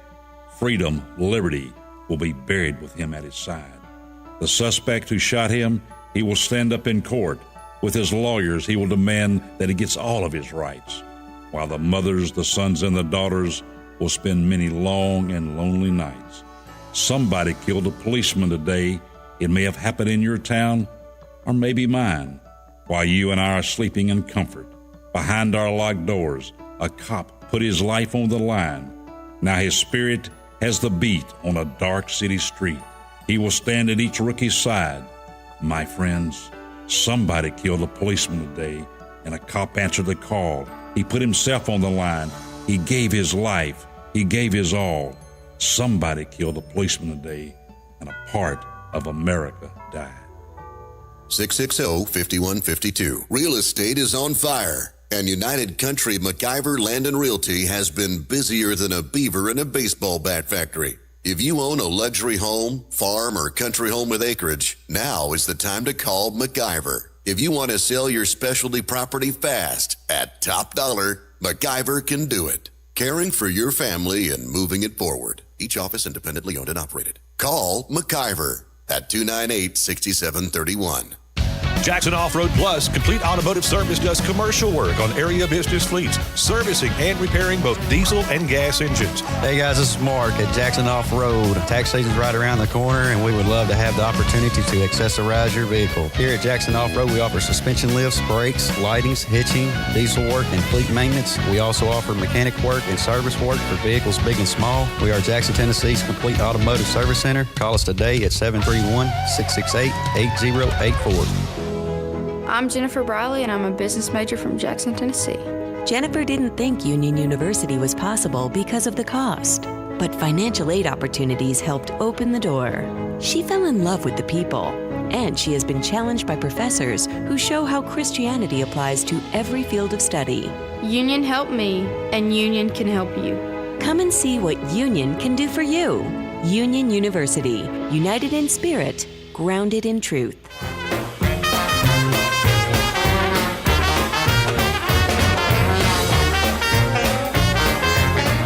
And we're back. You're listening to George B in the afternoon. My name's Chase Channel, and we're hanging out with Brad McCoy, getting you to 6 o'clock. In the meantime, we have coming up at 5 o'clock the Take 10 caller poll. And today's question is going to be, are you in favor of mental health screening before purchasing a firearm? If you'd like to weigh in on that prior to the Take 10 caller poll, you can. The number to do so is 678-931-9857, or on the Victory Honda text line, it's 731-410-7560. Brad, if it's okay, could I mention one of our title sponsors for the show? Sure, absolutely. We talked earlier a little bit about Hal McIver, and they do a great job at United Country McIver Land Realty. They do extraordinary properties, lakefront homes, a lavish bed and breakfast, horse properties to hotels, golf courses. If you're looking for someone that really knows their stuff when it comes to jaw-dropping interiors, they have historic homes with hidden passageways. If you want something with character, you definitely want to consider United Country Real Estate with Hal McIver and his team. Their phone number there is 731-298-6731, and be sure to call them to begin your journey to list or find a unique property that's consistent with your lifestyle. And those guys will take care of you. Just let them know that you heard it on GeorgeB in the afternoon. Mm-hmm. And specifically, you can tell them Chase Channel told you. Yeah, they'd really be impressed. They'd really be impressed. And then George may ask me back. So yeah, there you go. If you guys want to hear me again, that's what you can do to help. Another thing I wanted to share today, Brad, because this is my first Monday ever on radio. First Monday ever on radio. So here's the deal. I woke up in a bad mood this morning. Okay. And my day started off kind of like this. I woke up and it was 3 a.m. And this is the first thought I had is, what's today? That's a terrible way to start it. Ooh. Then I say, oh no, it's Monday. So there's not like a worse answer that could have come, yeah, right? It's Monday. So it's Monday, and I'm like, oh boy, I have meetings. I have, we do a Monday morning, we do a sales meeting every day. We do a Monday morning managers meeting before the sales meeting where all the management meets and talks about. Right. And then we have meetings just to talk about what we're going to talk about in the next meeting. Don't you love it? So I'm like, all that's going on. Plus, I committed to GeorgeB to help him out. Mm-hmm. So I'm like, I'm going to have to go over there and do that. And I'm like, what am I going to talk about for 3 hours? I mean, I'm already tired. Do I get to take a break or do I get I'm like, so, but I wanted to make sure and do a good job while I was on here, because to me, it's important to be entertained if you're listening to radio. Mm-hmm. And talk radio. For those of you who don't know, I do a show every Friday from 3 to 4 right here on 93.1. That time slot's jumped around a little bit. We used to be from, I think we started out 1 to 3. Yeah. And then we moved to 4 to 6. I invented the 5 o'clock woo whistle. Yeah. Which then GeorgeB came along. They kicked me right out of that slot real fast. And George was gracious enough to give me the first hour on Fridays of his show. But, I've been on the radio here at 93.1 for over a year now, and in doing so, it's talk radio to me is one of the greatest things in America. It's a way to stay informed, mm-hmm. to stay relevant, to hear what's going on around you, things that are going on, and one of those things that's important to me, and that's why I wanted to share it, is talking about gun control and talking about our rights and our freedom to have firearms, and in doing so, I thought it was pretty funny. The article we mentioned earlier, 84-year-old Brownsville woman fended off a home intruder with a firearm. And, my thing, Brad, is this. It could have turned out a lot different mm-hmm. had she not had a firearm. That is correct. I mean, he shot at her. He had one, and if she didn't, yeah. Imagine what it's like to be 84 years old and in the middle of the night, someone with a gun's in your home. Think of the composure she had. Yeah. To not only freeze up but to deal with that in that instance, and then, to be part of that. One of the things I've taken for granted in my lifetime is growing up on a farm, growing up hunting and fishing, and growing up around firearm safety. Mm-hmm. And, I started off at a very young age. I've went through do they have hunter safety courses in Tennessee? They do. Mm-hmm. And I can't remember what year it is, but if you're born after a certain year, then you are required to go through a hunter safety before you can get a license and carry, Yeah. So that was, the hunter safety is wonderful. My grandfather, I went so young that you had to have an adult with you. Yeah. And he went, he didn't have to, but he mm-hmm. just went through it with me. And they teach you a lot of good information, especially which is really important here as it pertains to land navigation and shooting a firearm. Yes. In West Virginia, we have a lot of mountains. Right. So you can pretty much know that if you shoot, that bullet's not going to continue to carry and potentially harm someone. Sure. But they talk a lot about gun safety, understanding firearms, I remember my first firearm was a Red Ryder BB gun. Mine too. Was it? Yes, it was. I asked for one for Christmas and got it. And the movie at the time was probably as popular or more popular than it still is today. Was A Christmas Story? A Christmas Story, yeah. And so I get the gun. Well, I asked my mom. I said, "Mom, can I go hunting with it?" She said, "Sure." Well, she didn't think you could kill something with it. So I come back and I've got like 12 birds on the porch. Yeah. And my mom's freaking out. She goes, "Where did you do it?" I said, "Well, you said I could go hunting. I killed the birds." And then my dad gets home from work and he's like, proud of me. I did a good job hunting. Right. And but my dad, he said that there's a picture of me. He took me hunting with him and he killed this buck. And in West Virginia, dragging deer is a little tougher than here because you're dragging them up and down the mountains. Yeah, we're the flatlanders here. Yeah. And so he shoots one down over the mountain from our house, and he said, I was like 8 years old, and I said, "Dad, I'll pull the deer." He said, "You sure?" And sure enough, but he said, "I always acted like adults." Oh, we do have a phone call coming in. All right, we'll go to the phone lines. Caller, welcome in. You're on GeorgeB in the afternoon. Hey, I'm really enjoying you guys. Your story reminded me of a stat. I'm going to mess this up, but it's something like of all of the gun crimes committed, from murder, just getting caught with a gun illegally, to holding somebody up, only 40% of those are people that have gone through, hunter safety education, gun control, of all the ones, and I may be off, maybe 5%, but it's extremely low. And so what that tells you is, even if you don't want to do it, if you learn how to respect it, how to do it, to me, what it tells you is you're a whole lot less likely to do something stupid like that. That's a great comment, and you're exactly right. You certainly, when you understand firearms and understand the repercussions behind them, you definitely act around guns and with guns differently, because one of the first rules, I remember my grandfather teaching me, was you can't bring the bullet back. Once you fire it, it's going wherever that thing's pointed, and the repercussions will be, for wherever it was pointed to. Well, and like my son, when he was 11, he went through, in Tennessee, they got this hunter safety thing that you can buy someone. I'm not a hunter, but his grandfather is, so he bought this Licensed Hunter Award. He doesn't ever have to renew his Tennessee hunting and fishing permit or whatever. You buy it before they're due. It's a few $100s in his last lifetime, but you still have to have hunter safety. So he's like 11 or so with the hunter safety. And me, Chase, I don't have a ton of guns in my house, got a few full, but he won't ever touch a gun. Even if he, were to visit somewhere else, he wouldn't touch a gun without checking it first out. Make sure it's not loaded. Never point at anybody. You learn, and I think it probably makes a better impression at a younger age than it would for, 38-year-old man necessarily, to go through. I think you just learn to respect it so much better, so much sooner. To me, I would be offended if it was just part of a curriculum in school that you could take. You know what I mean? Mm-hmm. Yeah, that's a great point. And honestly, I wish it was. I think that gun education is important. Everybody's got to do it. Yeah, just saying, hey, look, we're going to learn to respect these things. So if you're ever around them, you at least know the proper, safe way to do it. Same thing with with chemistry, right? I'm not making stuff and mixing all these things together. I don't necessarily do that every day, but I still understand the process of it. So it'd be the same way with a gun. Let me ask you this: what is your thoughts on? Are you in favor of mental health screening before purchasing a firearm? That's going to be our Take 10 caller poll question. What are your thoughts on mental health and screening of people with mental health issues? I just don't see where there's a negative. I don't see personally the big freedom advocate.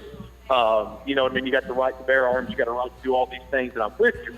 But just in the current climate that we're in, I'm also not somebody who refuses to ever pivot a little bit. I think I don't see any negative to it at all. To having a mental health screening before getting a gun. Great comments. We appreciate you calling. All right, brother. You have a good one. Thanks, bro. Chuck Tucker Walker. Yeah, that was Chuck, wasn't it? Yeah, Chuck, man. He's always got great comments. I enjoy listening to Chuck call. I do too. When he calls George, I'll always tune in. Yeah, good insight. Talking about that, see, I'm a little bit older than you. I'm probably about your dad's age, I'm sure. Yeah. He mid-50s maybe? Yeah, he's 58. All right, so yeah, I'm 55. So we're now here, when I was in high school, we had a hunter safety course that was offered as part of the it wasn't FFA, but it was like an ag class that we had. Mr. Cochran was the teacher, but we had an option. We could take the hunter safety course during school hours. That's cool. And I remember we even went out and shot a shotgun, and it was part of the school curriculum at that time. And this was back in the, late 70s, early 80s. I had do you remember the gun racks in the... I had one. And I had in the one pickup too. truck. Yeah, I kept my 12 gauge in there and went to school every day. Yeah, me too. Absolutely. We do have another phone call coming in, Chase. All right, well, we'll go to the phone lines. Caller, welcome to GeorgeB in the afternoon. Hang on, here we go. Well, there we go. He's up. Good afternoon, Chase. Hey, Big Rick, how's it going? Oh, doing well. I've spent a career around the world 3 times in law enforcement and investigative activity. And what I've decided is that, I'll give you for instance, that you grew up on a farm and your father took you as a responsible adult, he taught you gun safety. Yes. Right, at a young age? Yes, sir, yep. So that you ultimately have a responsibility of knowing what that firearm can do. That's right. See, the missing link here is not mental testing. That's not our problem, Chase. What our problem is that we're inundated with all of these bright bulb lying politicians that have made it their business. See, they're scared of their shadow. And why I say that is they create... Do you realize how many pounds of paper have been written pertaining to laws and you possessing a firearm in America? I can't even begin to imagine. It's massive. Let me just tell you, it's massive. And ultimately, you've got a law enforcement activity out there that arrest felons. That means a felon ultimately loses their right to ever possess a firearm for the rest of their days. Now, they have some provisions around that. If you get an expungement, you're allowed to restore them, right? No, they don't have any provisions. Not only that, but if you get arrested and prosecuted for domestic violence, which is a misdemeanor, you lose your right to possess a firearm. A lot of people don't understand that. They think, they get one of these small-town lawyers especially, and, they're working for minimum wage in their estimation on taking these cases here on the local circuit. They'll tell a young person, go in there and plead guilty to, quote, domestic, and they'll drop it to a misdemeanor, which it already is, and they lose their gun rights. Yeah, I'm not in agreement with that. I don't think it's right. Well, you don't have to be. That's the law. See, not only that, but then you have a judge that will have a felon brought into his court in the possession of a firearm, and they will lessen that felony into a misdemeanor. This is a bona fide penitentiary felon, Chase. It's already been convicted, all right, as a bad person that lacks mental capacity to do right, to follow the law. That's what has transpired in all of these, I call them kids that play too many video games. Yeah. They lose reality in the sense that they lose their minds, first of all, because they get mesmerized. It's already been proven that a lot of things, wiring-wise, get all screwed up for kids that are inundated with that much activity. And I'm talking visually. Yeah, I totally agree. It warps them. And this, we've gone through like 30-odd years of this nonsense, everybody's squawking about, Clinton. My boy Wild Willie Clinton started all this crap when he decided him and Hillary wanted to patronize the fact that they were going to ban assault weapons. Through all that Brady Bill nonsense, there was only one change in that entire gun, and that was it used to have the clip where you could attach a bayonet, after Vietnam on the end of that M16. Right. That went off. The capacity of that weapon stayed the same. See, a lot of people just don't, they see a lot of movies, and I came out of the military after a career, and I've been trained. I'm a expert specialist from a 203 grenade launcher to a M60 machine gun to an M16 or a 38 or a 9mm, So I walk back into Tennessee, and they want me to go to a Frankie Lax gun safety course and pay. See, these politicians, again, it's got nothing to do with gun safety. It's got everything to do with taking money out of my pocket unnecessarily under the guise of protecting the citizenry from itself. Well, it's certainly not a perfect. It's got nothing to do with enforcing the law that's already on the books. Yeah. If you could get the judges and the police to arrest all these felons that are walking around packing, that are doing all the armed robberies, that are doing all the burglaries, that are doing all the bank robberies, you wouldn't have this problem. No, that's a great point. Going in and taking a mental test and then getting that firearm and walking out the door and ultimately having a panic attack or anxiety or whatever these youngsters always want to say they're having, it's life. They just not having a hard enough time dealing with getting out of the hole they've already dug themselves into. But It's got nothing to do with gun safety, man.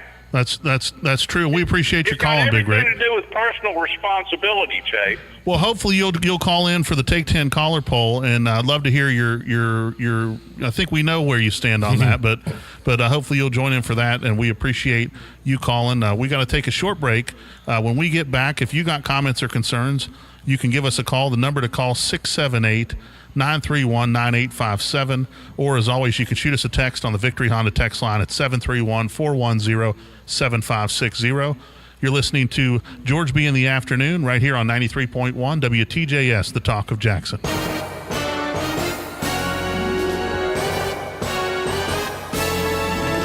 Spring is around the corner. Did you know City Lumber Company of Dyer is your one-stop shop for any home improvement project? City Lumber Company of Dyer offers a large selection of hardware, a full-service lumber yard, and a full-service paint store all in one stop. Check out our circular sale during the month of March. Everything you need from paint, lawn, and garden supplies, hand and power tools, and lots more items. New case knives are arriving daily. Come in and see all the new case knife colors and new styles, or check out our case knife store online at citylumbercompany.com. Click on the case store. City Lumber Company of Dyer, located downtown Dyer across the railroad tracks at 183 East Maple Street. Our friendly staff is here to serve you Monday through Friday from 7 a.m. to 5 p.m. and Saturday from 8 a.m. to noon.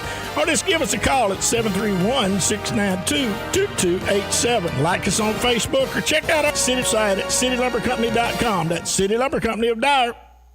Looking for a reliable automobile, a second car, or a vehicle for a new driver? Millsaps Auto Sales offers family-friendly inventory, providing growing families the ability to put everyone on the road. Financing plans designed to fit all family budgets. Tony Millsaps, owner of Millsaps Auto Sales, one of this area's most trusted pre-owned car dealers. So if you're trading vehicles, selling your car, Tony's goal is for you to be 100% satisfied. Visit Millsaps Auto Sales. From the 45 bypass, drive a half mile on airways toward the airport. Millsaps Auto Sales is on the left.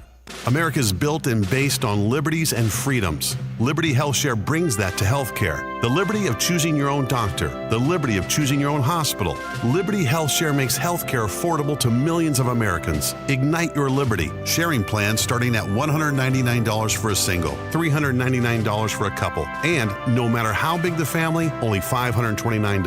That's $529 for the entire family. To learn how you can save, go to lightyourliberty.com. That's lightyourliberty.com.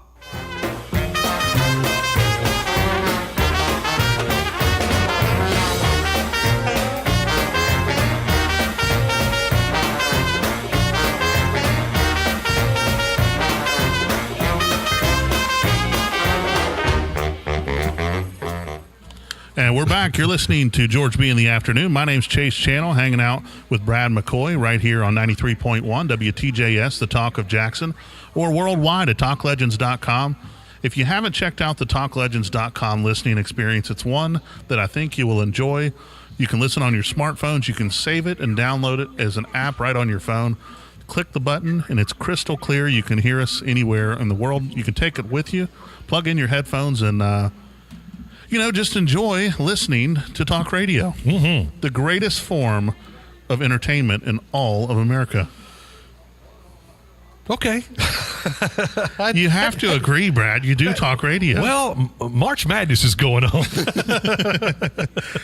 Well, at least we talk about things going on. That's keep right. you informed, let you know things that are going on exactly in the area. But no, you're spot on. And I got to tell you, for the past year or year and 3 months now, I'd worked in all formats of radio. I mean, I've been in rock, alternative rock, country, pop, Southern gospel, contemporary Christian. I've done a lot of different formats over the last 30 years. I had never done talk radio.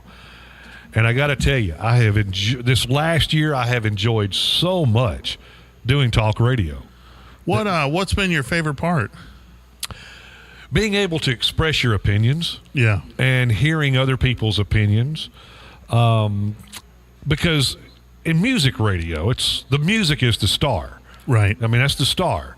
And so you're even, if you can't say it in 20 seconds, you don't need to say it. You talk over the intro of a song, here's so-and-so, that was so-and-so, song recorded, blah, blah, blah, and you're in and out so quickly, oftentimes you don't get into those types of debates, just like with Big Rick. You don't get to hear, those type of phone calls and those type of opinions. So, yeah, it's great. I love it. Well, media shapes our opinions, and probably less so today than in prior years. Mm-hmm. And I think the way the elections have transpired have really changed how a lot of us view media.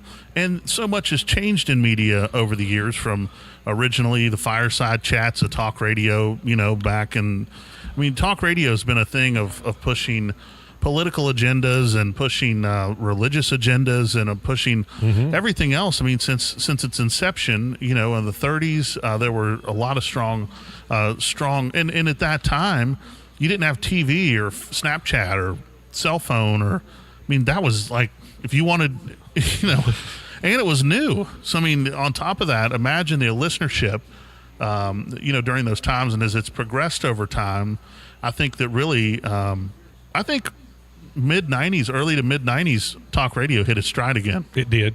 I remember I lived in Nashville. I moved to Nashville in 1994. And that was the first time I really started listening to talk radio, and it was WLAC 1500 out of Nashville there on the AM dial. And Rush Limbaugh was on. And I was in sales, so I was in my car a lot, and I got to listen to Rush. And, man, I got addicted. Yeah. I didn't even want to listen to music anymore in the car. Yeah, it's my dad. I remember as a kid when Paul Harvey came on, it was be quiet. That's it. And he would turn up the radio and listen. How long were those Paul Harvey bits? 3 minutes. Well, now some of them, I think some of them went about 15, but he had like a little 3-minute deal that he would do. The rest of the story, I love those. And now the rest of the story. But like his headlines, I think it would run 15, 20 minutes maybe, something like that, maybe a little bit longer. Well, it's funny because he did there's a video online that shows him doing these vocal warm-ups. Oh, really? Yeah, and he had 2 microphones. Yeah. And he had this whole, it's comical as to what he would go through. But, he was an interesting guy. He did a bit called the world, and this may not be his original writing or whatever, but he shared, and it was, so God gave us a farmer, I think, or so the world gave us a farmer, and it talked about all the things farmers went through, and it was this whole deal. Well, they remade that, and it's called The World Gave Us a Car Salesman. And it is spot on. Really? And it's really good. Wow. Maybe, I don't know if we could play it in this, but it's hilarious, and it's so much of it's true. Right. But it's interesting to, just to hear the parody behind it. Sure. I think's pretty funny. But yeah, if you'll pull that up on your phone sometime or another here in the next little bit, we can do it. It's 5:02. You ready to do the Take 10 caller poll? Yes, Take 10 caller poll. And the question today for the Take 10 caller poll is, are you in favor of mental health screening before purchasing a firearm? The phone number to call 678-931-9857. 93.1 WTJS Alamo. The talk of Jackson.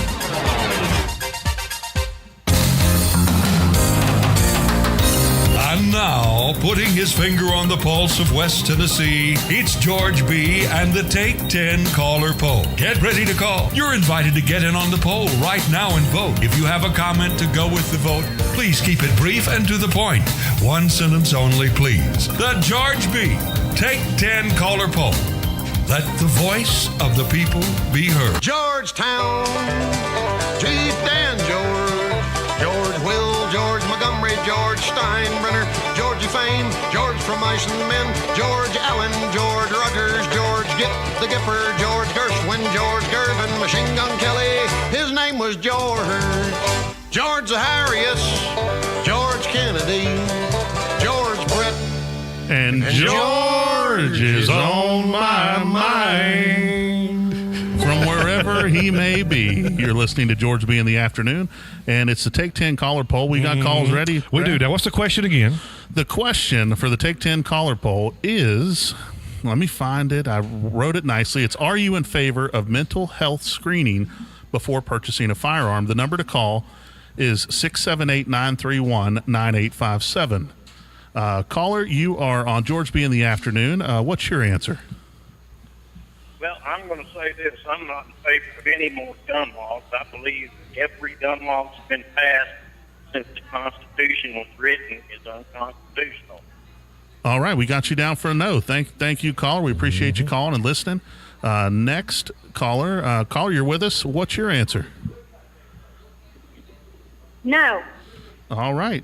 Simple enough. 2 no's so far. That's it. Let's go to the next one. Caller, you're with us on GeorgeB in the afternoon. What's your answer?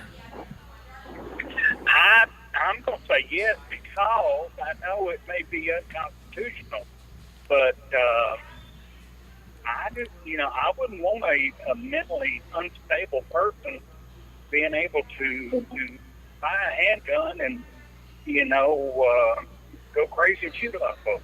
Great comments. We appreciate you calling, and we got you down for a yes. Are you keeping up with yes and no? Yeah, I'm a statistician over here, too. Are you impressed? Can you let George know I'm doing a good job? I will. All right, let's go to the next caller. Caller, you're with us. What do you think, caller? Yes or no? I say no, but let me qualify it.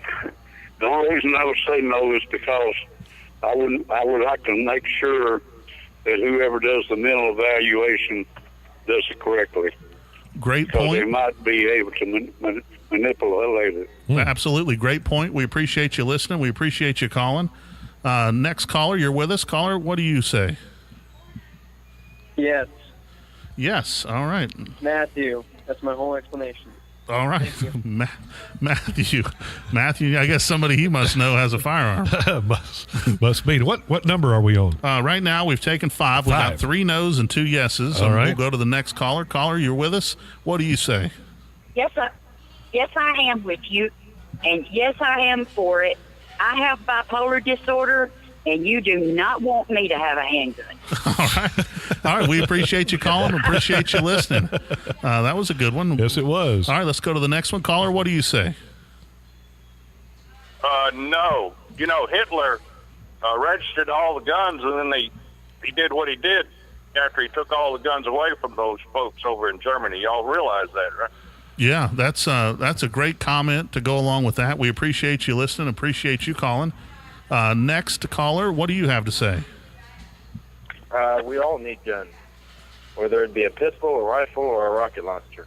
Well, that's true. So are you in favor of mental health screening before purchasing one? That sounds like a great idea, but maybe the mental health screening should be looked at before it's set in stone. Okay, so we'll put you as a yes as long as the screening makes sense. All right. All right, what number are we on? Okay, we've had 8 calls, so we need 2 more. We need 2 more. And the number to call is, 678-931-9857. We got phone lines open, so you can give us a call. Mm-hmm. And the question is, are you in favor of mental health screening before purchasing a firearm? Okay. So we only need 2 more to decide. This poll is scientific. It's scientific because we say it's scientific, and because GeorgeB decided that if 10 people can decide. We got another one ready there? We do. All right, let's go to the phones. Caller, what do you say? That's you, caller. Yes or no? My answer is no, because in my opinion, it's a backdoor method to confiscate all guns. Great comment. We appreciate you calling. Yep. And so now looks like we got another one there, Brad. This is number 10, right? Caller number 10. Caller number 10. You there, caller number 10? How's it feel to be caller number 10? Feels great. It's my 4th time. He can time it out, can't he? Man, that's great. What are your thoughts on it? Absolutely not. Absolutely not. All right, we appreciate you calling. Mm-hmm. And that's how it's done. The Take 10 call. You think George will be proud? Did I do a good job? Man, you did an excellent job. And I mean, I'm going to tell you, that's closing in close to a record of the least amount of time to get 10 calls. I'm serious. How about that, GeorgeB? All right, man. If you're listed out there, he might have me back. So the stats have come in, and we have 6 no's and 4 yeses. So that means 60% say no, 40% say yes. For are you in favor of mental health screening before purchasing a firearm? There were some interesting comments along with those. Yes, there were. And I think that goes back to it is, for me personally, and I said I was going to not share mine until after the poll, is it's a no for me, and it's along the same lines many of the callers had, is if you impose regulation, where does it stop? Who's in charge of the test? It's just another backdoor, unfortunately, for and it's another way for the government to make more money, which you know, for me, the money, and here's one of the things that I really was thinking about today as I thought about the show and locally things I've experienced. Most people, because I was reading an article and I didn't get to catch the whole thing, but it talked about Three-Way, the city. Yeah. And I guess they fought to become a city recently in 16 maybe. Yeah, I used to live there. So, you know, with annexation, there's really only one reason why people don't want to be part of a city, and it has to do with money. That's right. Fire fees, taxes, property taxes. That's true. And here's the deal. In business, it's real simple. When you have a return on investment where you think, okay, value exceeds price, you don't mind paying for it. That's why you buy something. Right. Well, with government and with services and with city government, the problem is that a lot of times we don't feel like the dollars are being spent properly that we're already spending. Yes. So then why do you want more? Because you misspend it. Right. Yes. You know, and so I don't think the problem most people have with annexation or taxes or any of these things is the tax itself. It's how the money is being used.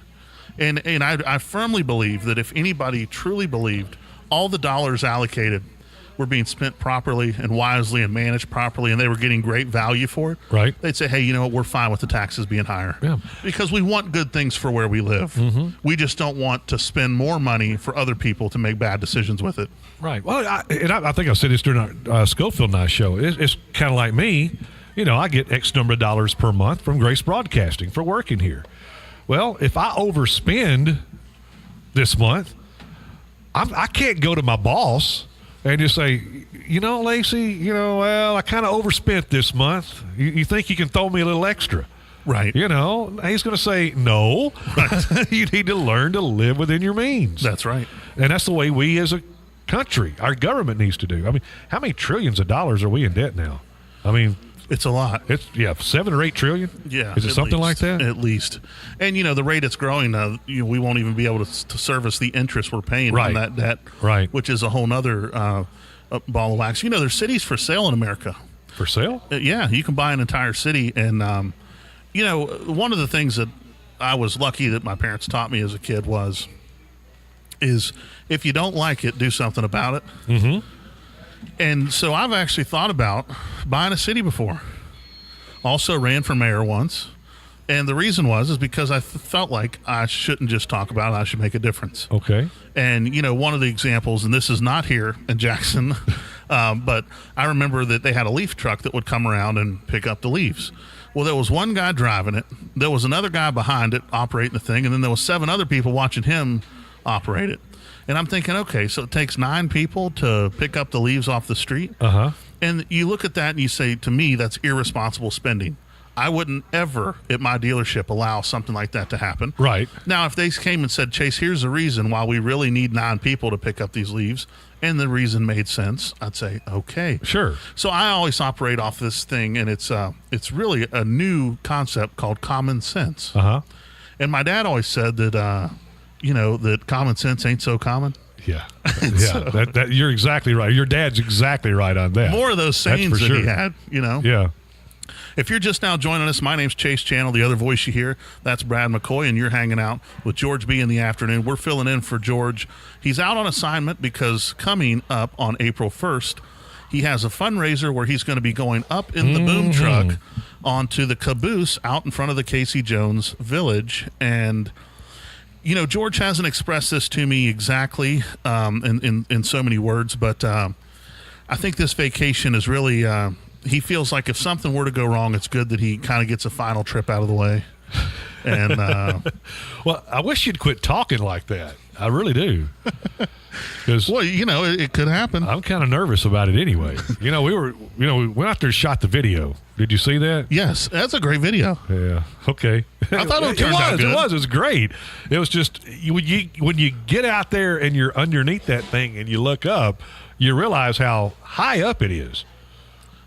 Well, one of the things about being, for those of you who have never seen me in person, I'm 6'4", wear size 16 shoes, and I weigh maybe over 350 pounds, maybe close to 400. Yeah, you ain't going up there with us, buddy. I'm just telling you. So you think of things in a different way because you go, was this built for somebody like me?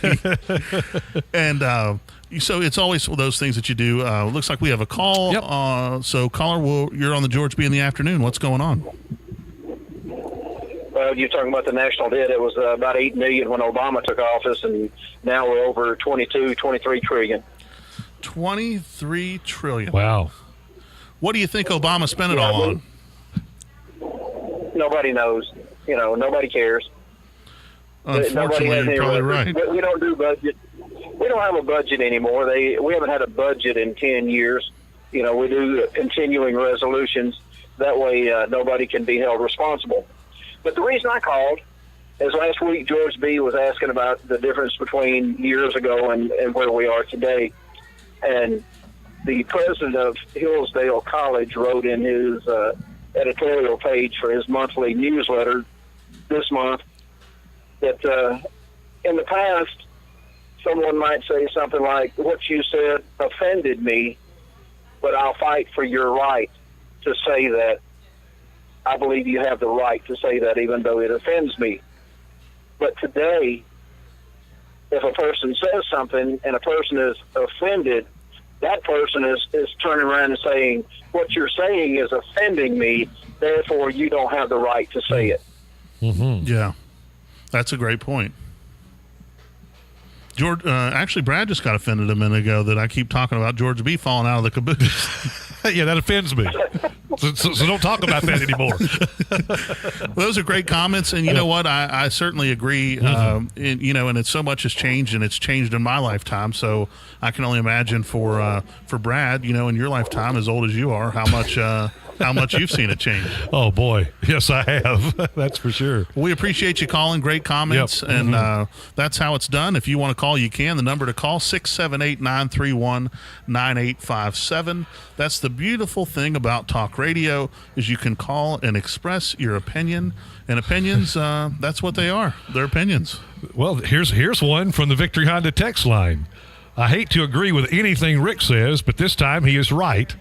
Brad, you and Chase have an awesome show. Thank you very much. Enjoyed it. George B. Who? Oh, man. Got to go to work. All right. I like that text. Thanks for sending that in. Yeah, we appreciate that. And earlier, and we do ask you to text, so I do want to make sure we get these in. Earlier, we were talking about the permit to carry. You do have to have a permit to carry on your person in Tennessee.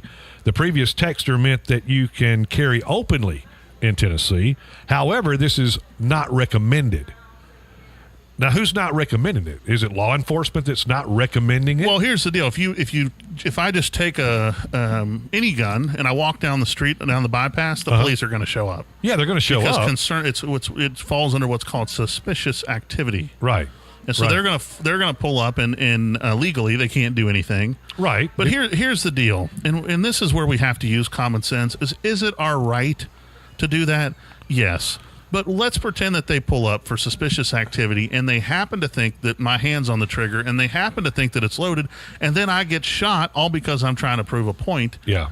It's just not, we have to use common sense in America, and that's what we're missing. And that's it. Common sense. I mean, why would you need to be carrying a rifle down the bypass? Right. And let's pretend that I felt like for safety reasons, I was maybe providing an escort to somebody who I felt like was in danger, or I felt like something was going on in the local area that made me feel like I was in danger. If there's something that warrants it, sure. Okay, well, load up and protect whoever you got to protect. Right. I mean, that's what the rights are there for. But I will say that that I think is what we fight for is no infringement upon that.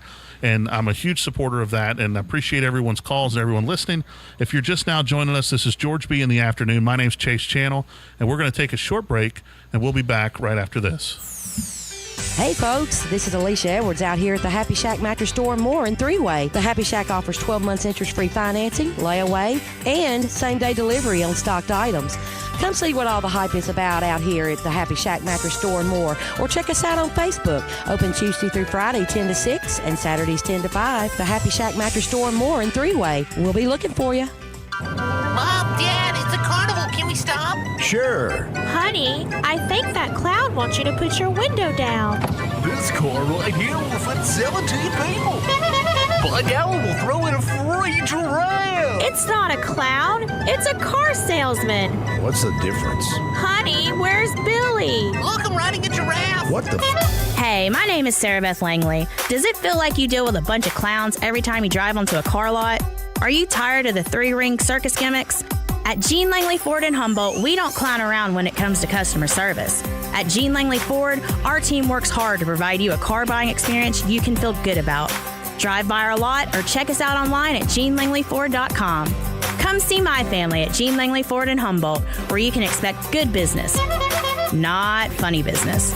You really should try Gene Langley Ford before you buy. The dealership service built.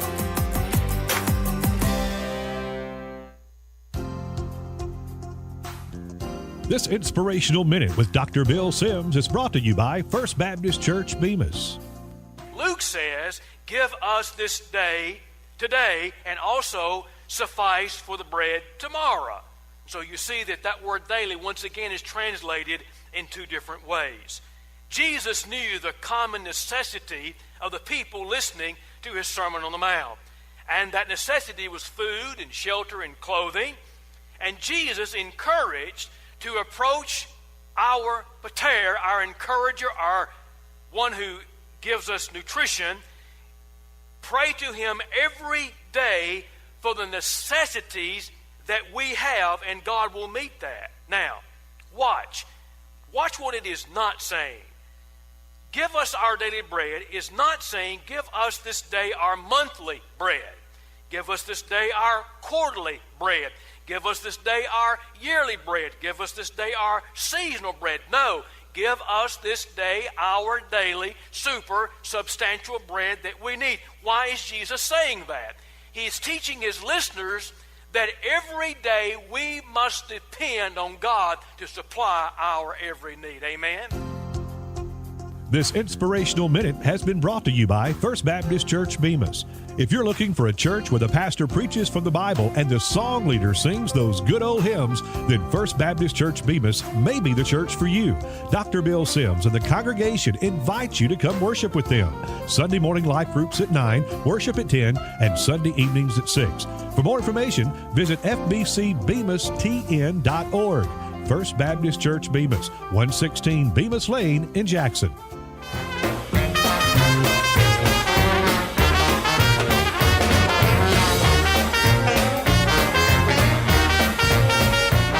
And we're back on Monday's edition of GeorgeB in the Afternoon. My name's Chase Channel, and Brad McCoy's hanging out here with us. And this is 93.1, the talk of Jackson, the talk of all of West Tennessee, and talked about all over the world on TalkLegends.com.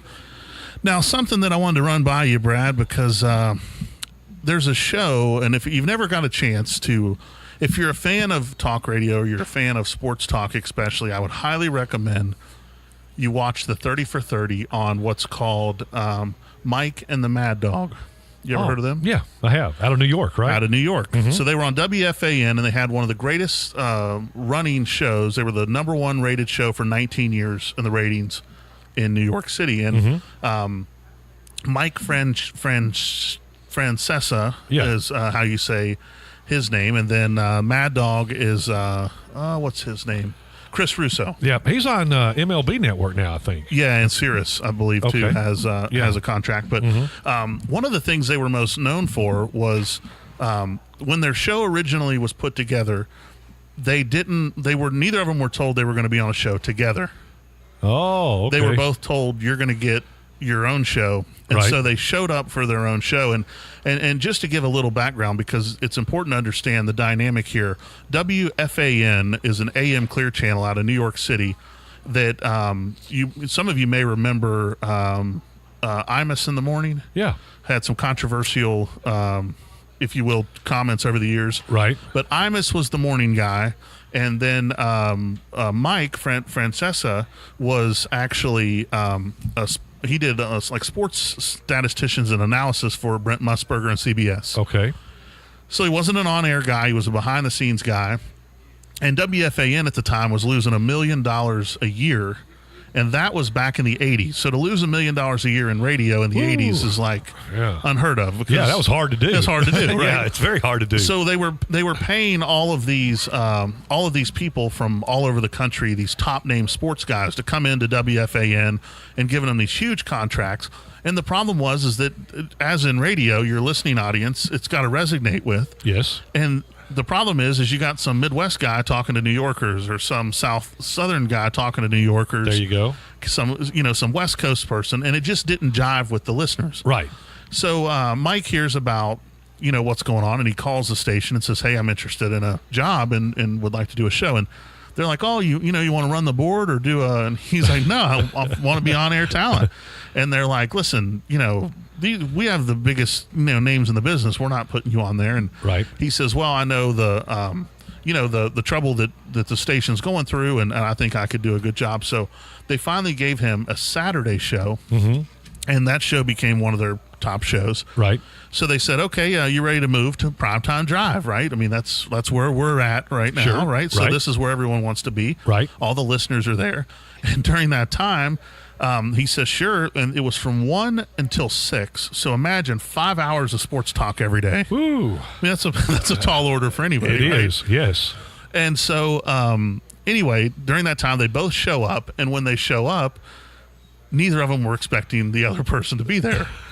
And so in radio, there's what's called the power chair. That's what I'm sitting in right now. And then there's a control room, right? Where and the other person, and the power chair normally sets where they can see the people in the control room, so they can give signals to, go to breaks or whatever. And and you probably know more about this than me, and then the other people are there as a co-host, if you will. So you're spot on. Yeah. So Mike gets in the power chair and he's not moving, right? So Chris takes second base to the thing, and there was always this like just butting heads between the two. Yes. So they said the first week it was the most awkward thing in sports to ever listen to. And then it just started gelling. Right. And the conversations that were had, the dynamic, but part of it is they'd get in these huge arguments, and people thought that they were real and that they really hated each other. And the arguments were real, but they were always remained cordial. Sure. Well, there were a few times over the 19 years where it went past cordial. Oh, okay. And so one of those times was when Mike Francesca was out, and their jingle was it would go, oh, we got to play the jingle for everyone because it's the best jingle ever. And they're so cheesy that they're good. Right. Okay. Uh-huh. And so he rewrote the jingle and took Mike's name out of it. Because Mike went on vacation. So the reason I started this story was to say, do you think if I changed George's jingle and maybe added, like that whole George, the Take 10 Caller song, it'd be tough to get that many chases in there. Uh-huh. But let's see, Mike, I'm going to look it up right now. Okay. And pull this cord out and put it into the to the audio on that tablet there. And we can all right, bear with us here. We're going to get this. Hey, this is live radio, man. Yeah. This is what you do. That's for sure. Well, if you want, Uncle Sid gave us a plug with no. This doesn't have the plug we need either. You just forgot where it was. Oh, okay. Oh, okay. I stand corrected. Way to go, Sid's Uncle Sid. Right. Sorry, Uncle Sid. Uncle Sid, always right. Isn't that right, Uncle Sid? Okay, so let's make sure we got the volume up here. So this intro was, and it was known everywhere because they would hit it and and let's see, that should play. Volume's up here. It's playing. Is it playing? Huh? I'm not getting anything. Wait a minute. I'm sorry. Here we go. Start all over again. I had the wrong pod up. That was my fault. That was my fault.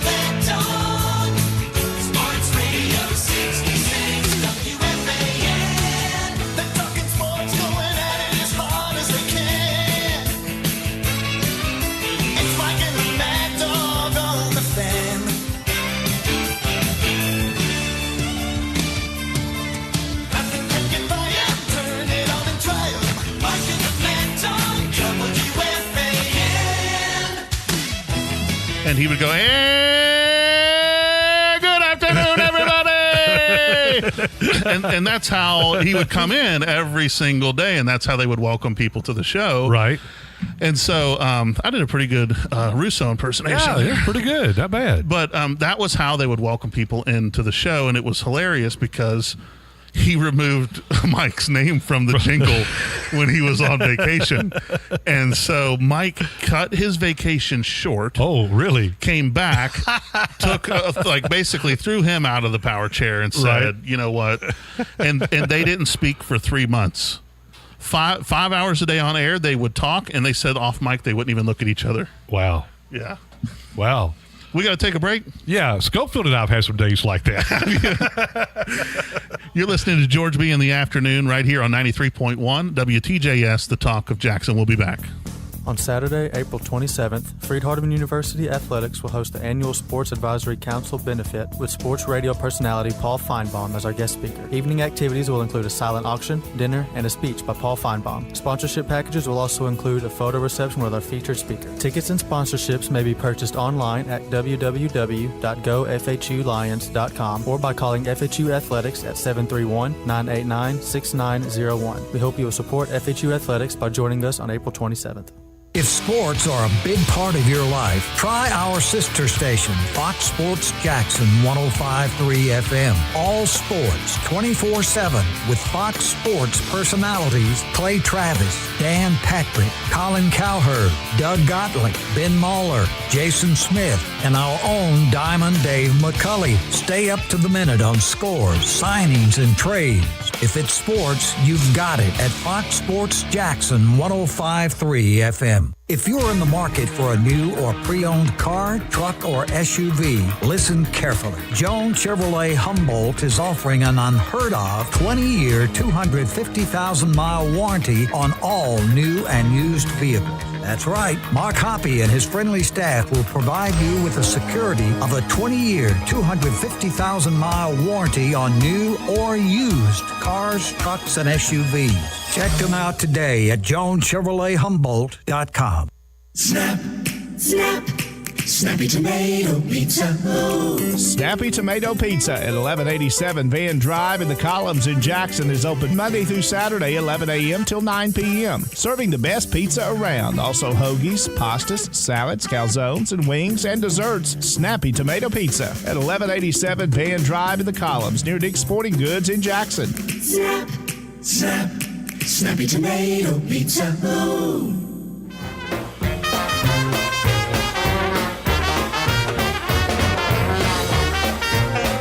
And we're back. You're listening to GeorgeB in the afternoon. My name's Chase Channel, hanging out with Brad McCoy, and we're making our way to the 6 o'clock hour. I'm officially in the 10th round. I've never been this far in a boxing bout. This is my longest talk radio marathon ever. 2 hours, I guess, is the most you've done? 2 hours was the right? most, yeah. 2 hours was the most, but don't worry. I'm feeling fresh. Got my second wind. Yeah. I think we're going to be okay. 30 minutes to go, man. 30 minutes to go. The home stretch. If you're just now joining us, we're glad you're tagging along. If you want to join in on the action, you can. The Victory Honda text line is 731-410-7560, or you can give us a call at 678-931-9857. Now, earlier we talked about the universe made a farmer, and it was a Paul Harvey bit that they did where he had read this off, and it was a kind of a 3-minute deal about all the things in the universe of why they made a farmer. Mm-hmm. And it's very good. I would recommend looking it up. But since I'm not a farmer, I'm a car salesman. Right. I thought it would be cool if we play The Universe Made Car Salespeople. So I enjoy this. It's pretty spot on. Hopefully you will. So check this out.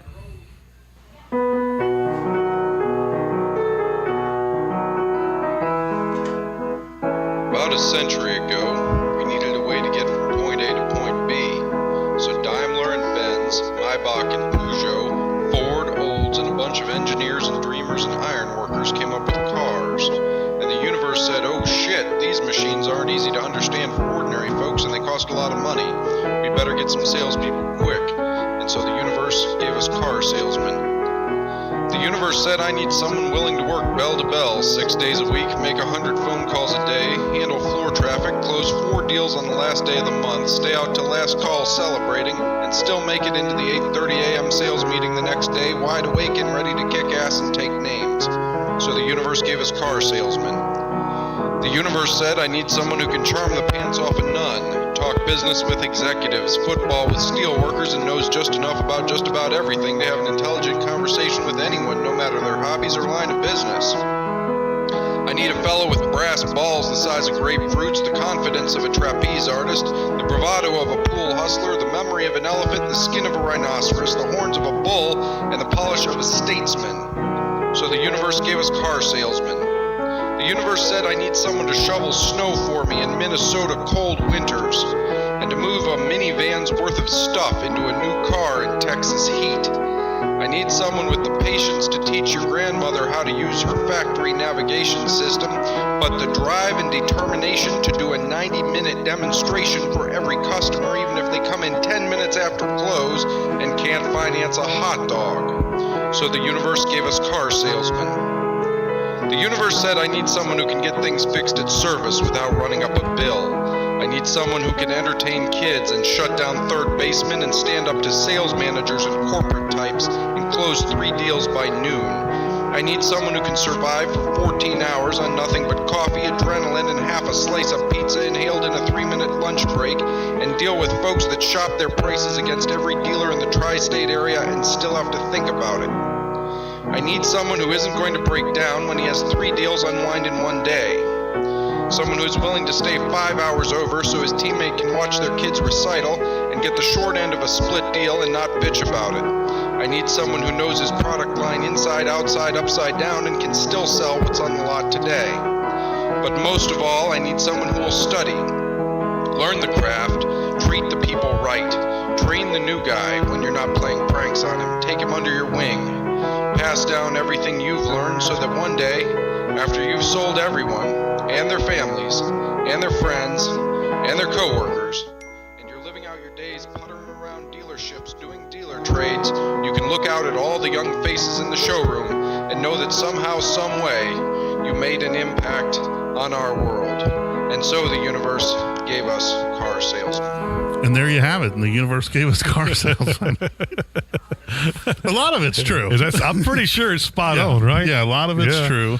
I can't finance a hot dog. I like that. Yeah, it's but there's so many things to all industries that you have to either have bought some cars or have sold one before to probably really appreciate it. But there's a lot of things I'm sure many of us can relate to in that. Well, I can, because I've never sold cars, but being in the radio business for 30-something years, I've dealt with a lot of car people. Yeah. In sales and things like that. So I do have a little background about, car sales and things like that. But yeah, that sounds like it would be. That would be spot on. Yeah, I got to think about it. Yeah, they, one of the things about selling cars is, and I always said the world would be a better place if everybody had to sell cars for a year and had to join the military. Because there's just a lot of things you can learn about. Commission-based sales teaches you a lot. And it teaches you appreciation for time, appreciation for others, appreciation for people's business, appreciation for how you treat people, and there's so many things that it can teach you.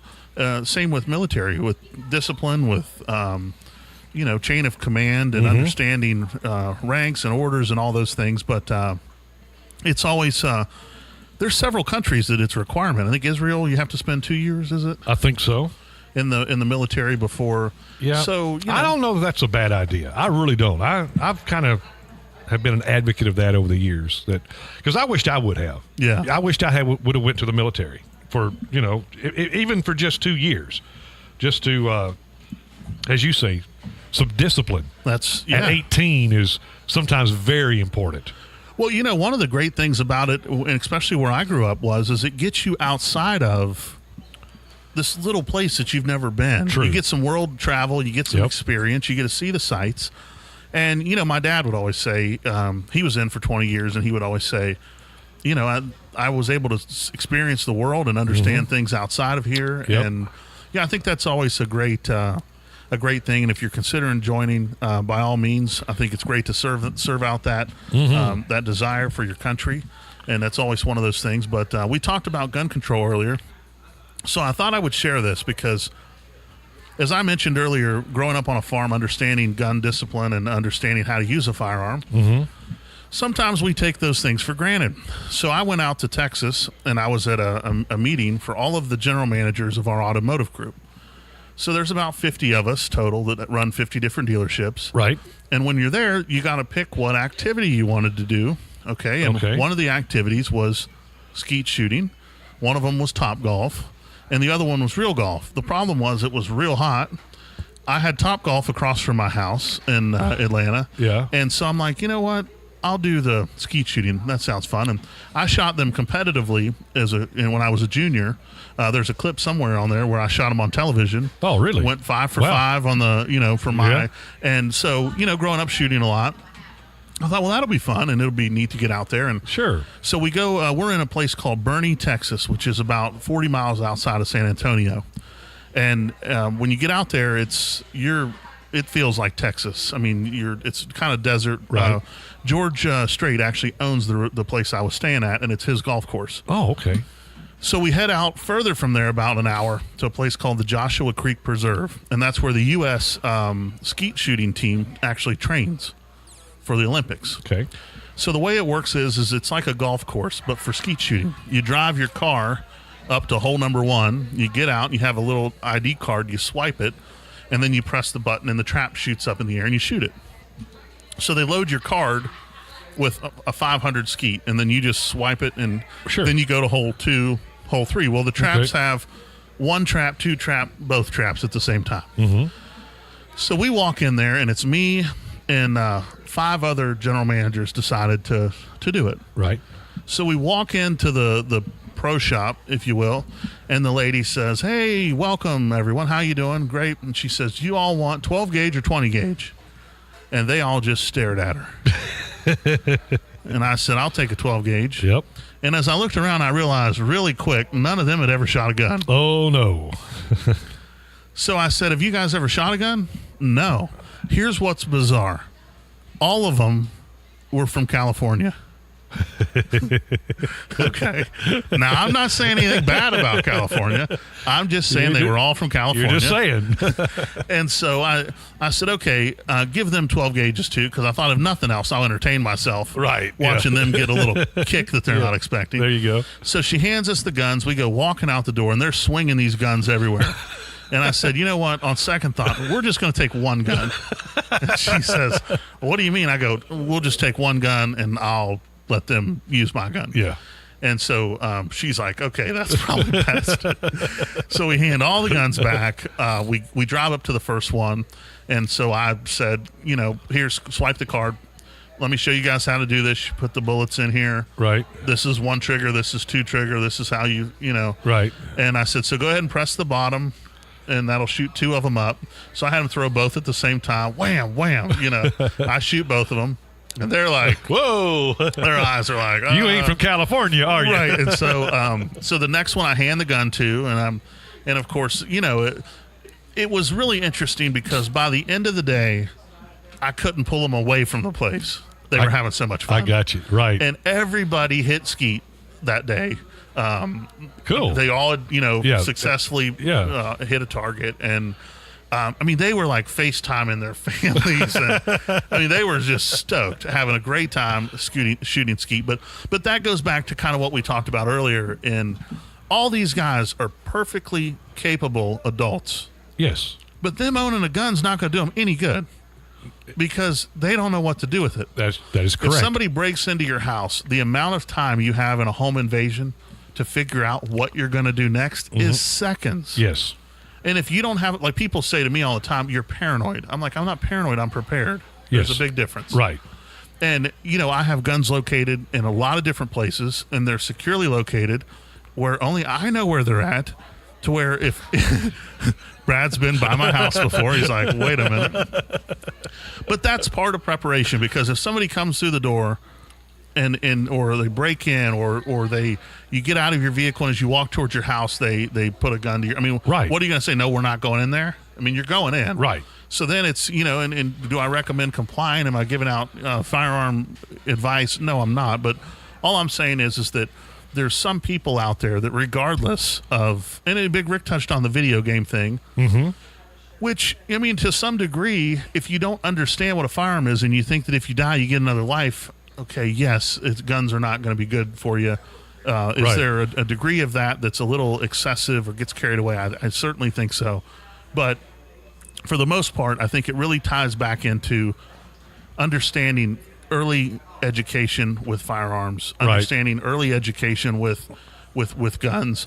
And the problem is, how's that going to be introduced into America? You think California is going to pass that into the school systems? No. Hey, we got, I don't think so. Kids, would you like to do gun training 101 this morning? It's so, yeah, we'll get Uncle Sid's here. Let's get him a mic. Hang on. Turn the switch on. Make sure turn the switch on. All right.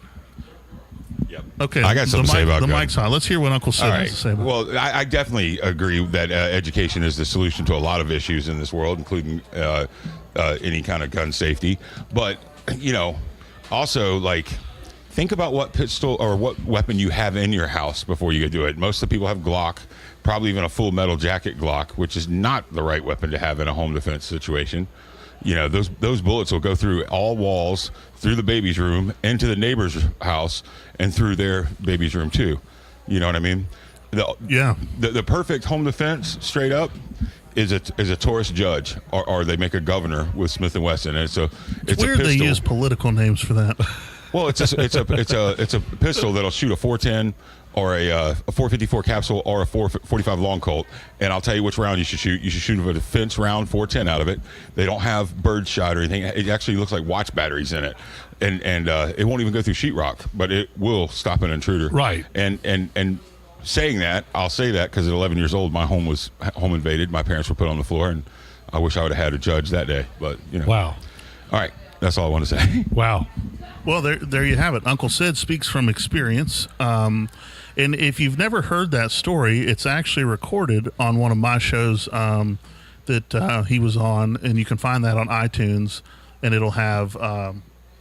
We need to take a break. Yeah, we do. But that show's recorded, and he talks about that. But cool. But certainly, it's one of those things that you want to make sure that home invasion's a serious thing, and people that have been through it, they understand that. And we'll talk a little bit more on that, gun safety and gun control, and we'll be back right after this. Do you need a bobcat loader or excavator for breaking concrete or landscaping? Williams Equipment and Supply is the largest equipment dealer and rental house in the Mid-South. Experience the pride Bobcat owners have in running the #1 brand of compact equipment. Let Williams Equipment put you in the seat of a new bobcat loader or excavator today. This is Wallace West, the Bobcat Man. Call me at 731-668-4352.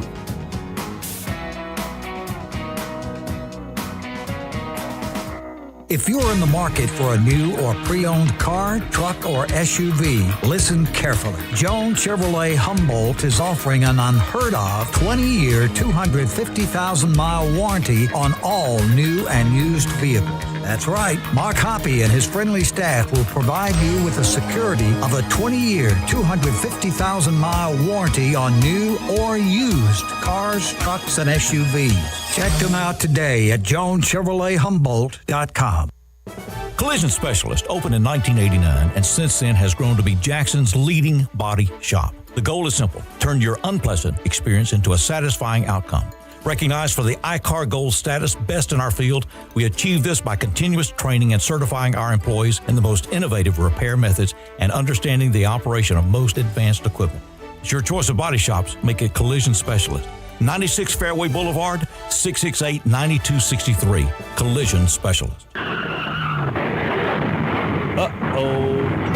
Whether your uh-oh is major or minor, bring it to Brassfield's Body Shop and Wrecker Service in downtown Dyersburg. Brassfield's has the trained technicians that can fix your uh-oh the first time, and they're approved by most major insurance companies. When you have an uh-oh in your vehicle, bring it to Brassfield's Body Shop and Wrecker Service. For 24-hour wrecker service, call 285-0238. Brassfield's Body Shop and Wrecker Service in Dyersburg. Owned and operated by David and Betty Brassfield.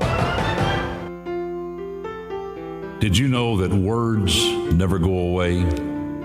Words are the most powerful force that has ever been. Yes, the Word of God. The Word of God will illuminate the mind. It will win the heart. The Word of God will inspire the public. The Word of God will change your world. So, my friends, still a few moments each day to quietly walk the path of life. There's where you'll find the place where miracles really begin. Young people, old people, you are the miracle. God gave you life. He created you to be just like His Son. Now the question is, what will you do with the life that God gave you? Today, will you be someone's miracle? March came in as a lion, but the daffodils are in bloom and the groundhog did not see his shadow. So spring is just around the corner. What you need is a place where you can find that vehicle to fit your needs in an atmosphere that is stress-free and pleasant. Come see Greg, Jackie, Randy, or Mitchell and find out about the little city feel. Kenton Chevrolet in Kenton, Tennessee, where doing business is just a little easier. 201 South Poplar Street in downtown Kenton or online at kentonchevy.net. My name is Ezra Ricketts, and I am a AMT co-op, and I'm part of the Engineering Systems Technology program here at Jackson State. If you've been out of school for a while and you're thinking about coming back, Jackson State is a good place to come back and reconnect. Now it's tuition free. You can get Reconnect, you can get Pell. There's many other scholarship opportunities, so it's beneficial to your career. Get your college degree tuition free. Visit jscc.edu/reconnect to learn more. Jackson State, invested in your success.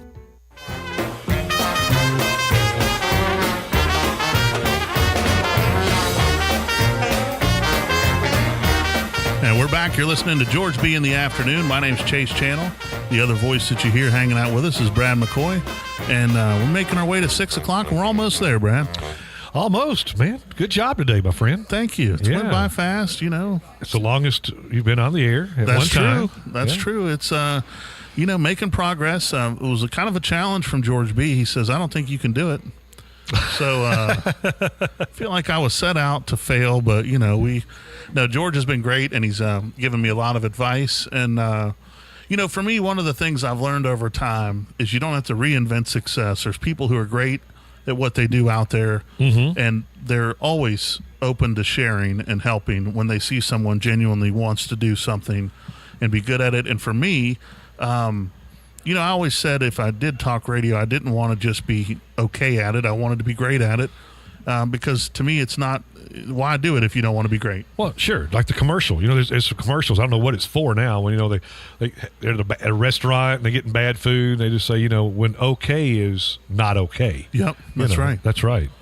Yeah, it's a great point. And today I feel like we've covered a lot of ground. And there's a few things I thought we would touch on that I found interesting, news and media related that are false bombshells.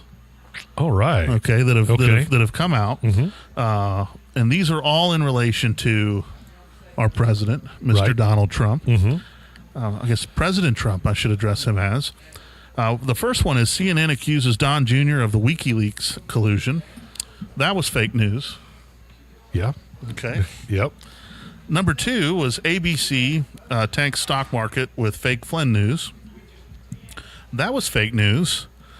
The Mooch is not under investigation. CNN earns another spot on the list for shabby reporting about former Trump advisor Anthony the Mooch. And that was also fake news. Bloomberg's dirty Dutch bank scoop, fake news. Sessions exonerated. More fake news. Russians aren't just hacking the election, they're hacking our power grid. More fake news. Russians funded the, how do you say it? Dossier? Dossier. Yes. All right. Fake news. Fake news. CNN gets commie prediction wildly wrong. Fake news. The 17 intel agency lies. Fake news. Manafort notes are a nothing burger. More fake news. NBC issues the Cohen correction. More fake news. At what point do you think that listeners or viewers will hold news accountable? I mean, why watch it? Well, I'll be honest with you, Chase. A lot of people have trust in those networks. I mean, that's where they get their. They work hard every day. They come home, they eat supper, they sit down in front of the TV, and they watch CNN, they watch Fox, they watch ABC, NBC, whatever it is, and they believe. I think we have been programmed to believe what we hear from the news outlets. And we used to could. Yeah. I mean, I remember the days of Walter Cronkite. But I think we have. My question is could you actually used to, or did we just now figure it out? That's a good question. That's a really good question. Because my mom and dad did. When Walter Cronkite came up, whatever he said, whatever he reported, that was carved in stone, fact. Now, do I know that that's the way it was? No, I was just a kid back then. I don't know. So it may have been. I mean, there may have been an agenda back then as well. I think one of the issues is in today's world, one of the things we have to face is it's a clickbait society. Yes. And sometimes facts don't sell. They don't get the clicks. That's right. So the more you dress it up, I mean, these headline articles, even today on Good News, the title has nothing to do with the story. Exactly. They just want you to click on it. They just want you to click on it. Because the more clicks, the more money's made. And that to me is bizarre, because I think that one of the things I've always challenged myself to do is to look more into things. And for me, I have to understand the why. Yeah. And I've been that way in business my whole life. And it's why, as a student, I didn't do well. Because no teacher ever set me down and said, this is why it's important for you to understand what we're talking about. Sure. They said you have to learn it because we told you so. And the problem is a natural entrepreneurial spirit that I have, I rebelled from that. I got you. Right. Like, you're not going to tell me what to do. Yeah. To this day. I mean, luckily I only have to answer to one person right now, and he kind of leaves me alone. Right. You know, and it was funny because in the car world, I realized that I could provide so much value. Before I was a general manager, they hired one, and he came in and he said, he comes back to my office and he says something. I said, hey, man, I said, shut that door and come in here. He says, what? I said, did they lead you to believe that you were in charge? He goes, what are you talking about? I said, listen, this company, they give you the title that but you really can't do anything. Like, you can't fire me if you want to. And his face just starts getting red, right? And of course, I realize I've struck a chord, but I also realize he can't fire me because that's just not how they worked. Yeah. And so here I am, the puppeteer, pumping it in. You're just having fun. And all I was doing is having a good time. I wanted to show him that, hey, guess what? You're not in charge. Right. I knew that I provided so much value for the company, they weren't going to get rid of me. Sure. So to me, did I prove that point? Maybe exactly like I should have. Maybe not. Well, but you proved it. I proved it. Yeah. And he and I went on to become good friends later on. It took about 2 or 3 months, but it was interesting because I feel like that in life that's how it is, and some people don't challenge what they hear.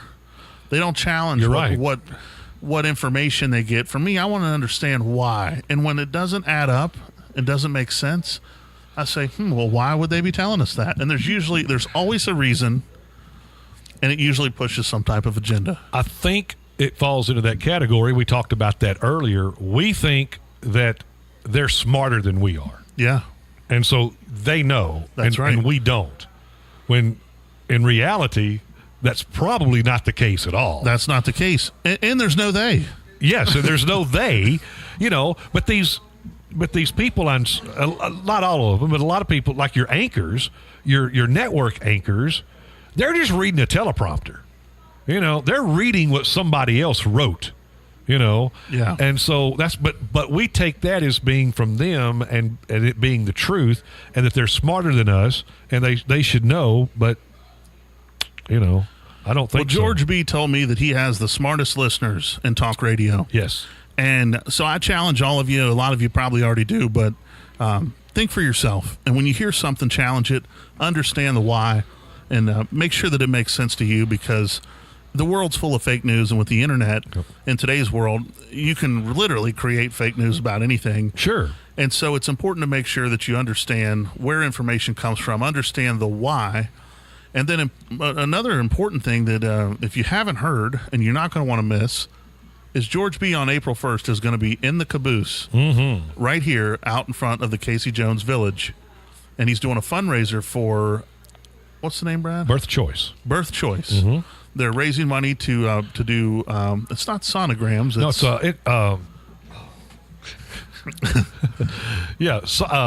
I wanted to say sonograms. No, they do. It's for a mobile unit for an ultrasound. Ultrasound. I had to say mobile unit to get the word right. I was just seeing if Brad was still paying attention. But you won't want to miss that. It's coming up on April 1st, and they're raising money. Will people be able to stop by? Yeah, that's what we want people. You stop by. George is going to be throwing some of these paper or airplanes, these balsa wood airplanes. That's going to have some gift certificates, like to the I hope Old he doesn't Country throw Store. it towards the bypass. Oh, well, George. But yeah, we want people to come by because we're raising money. We want people to stop by and make a donation. Birth Choice, they're going to be out here. So if you want to write a check and give to them, that'd be great.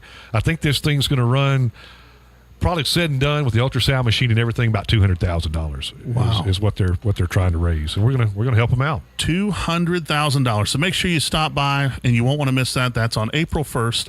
You'll be able to catch me again Friday. I'm filling in for GeorgeB, but he'll be back tomorrow, and that's it, man.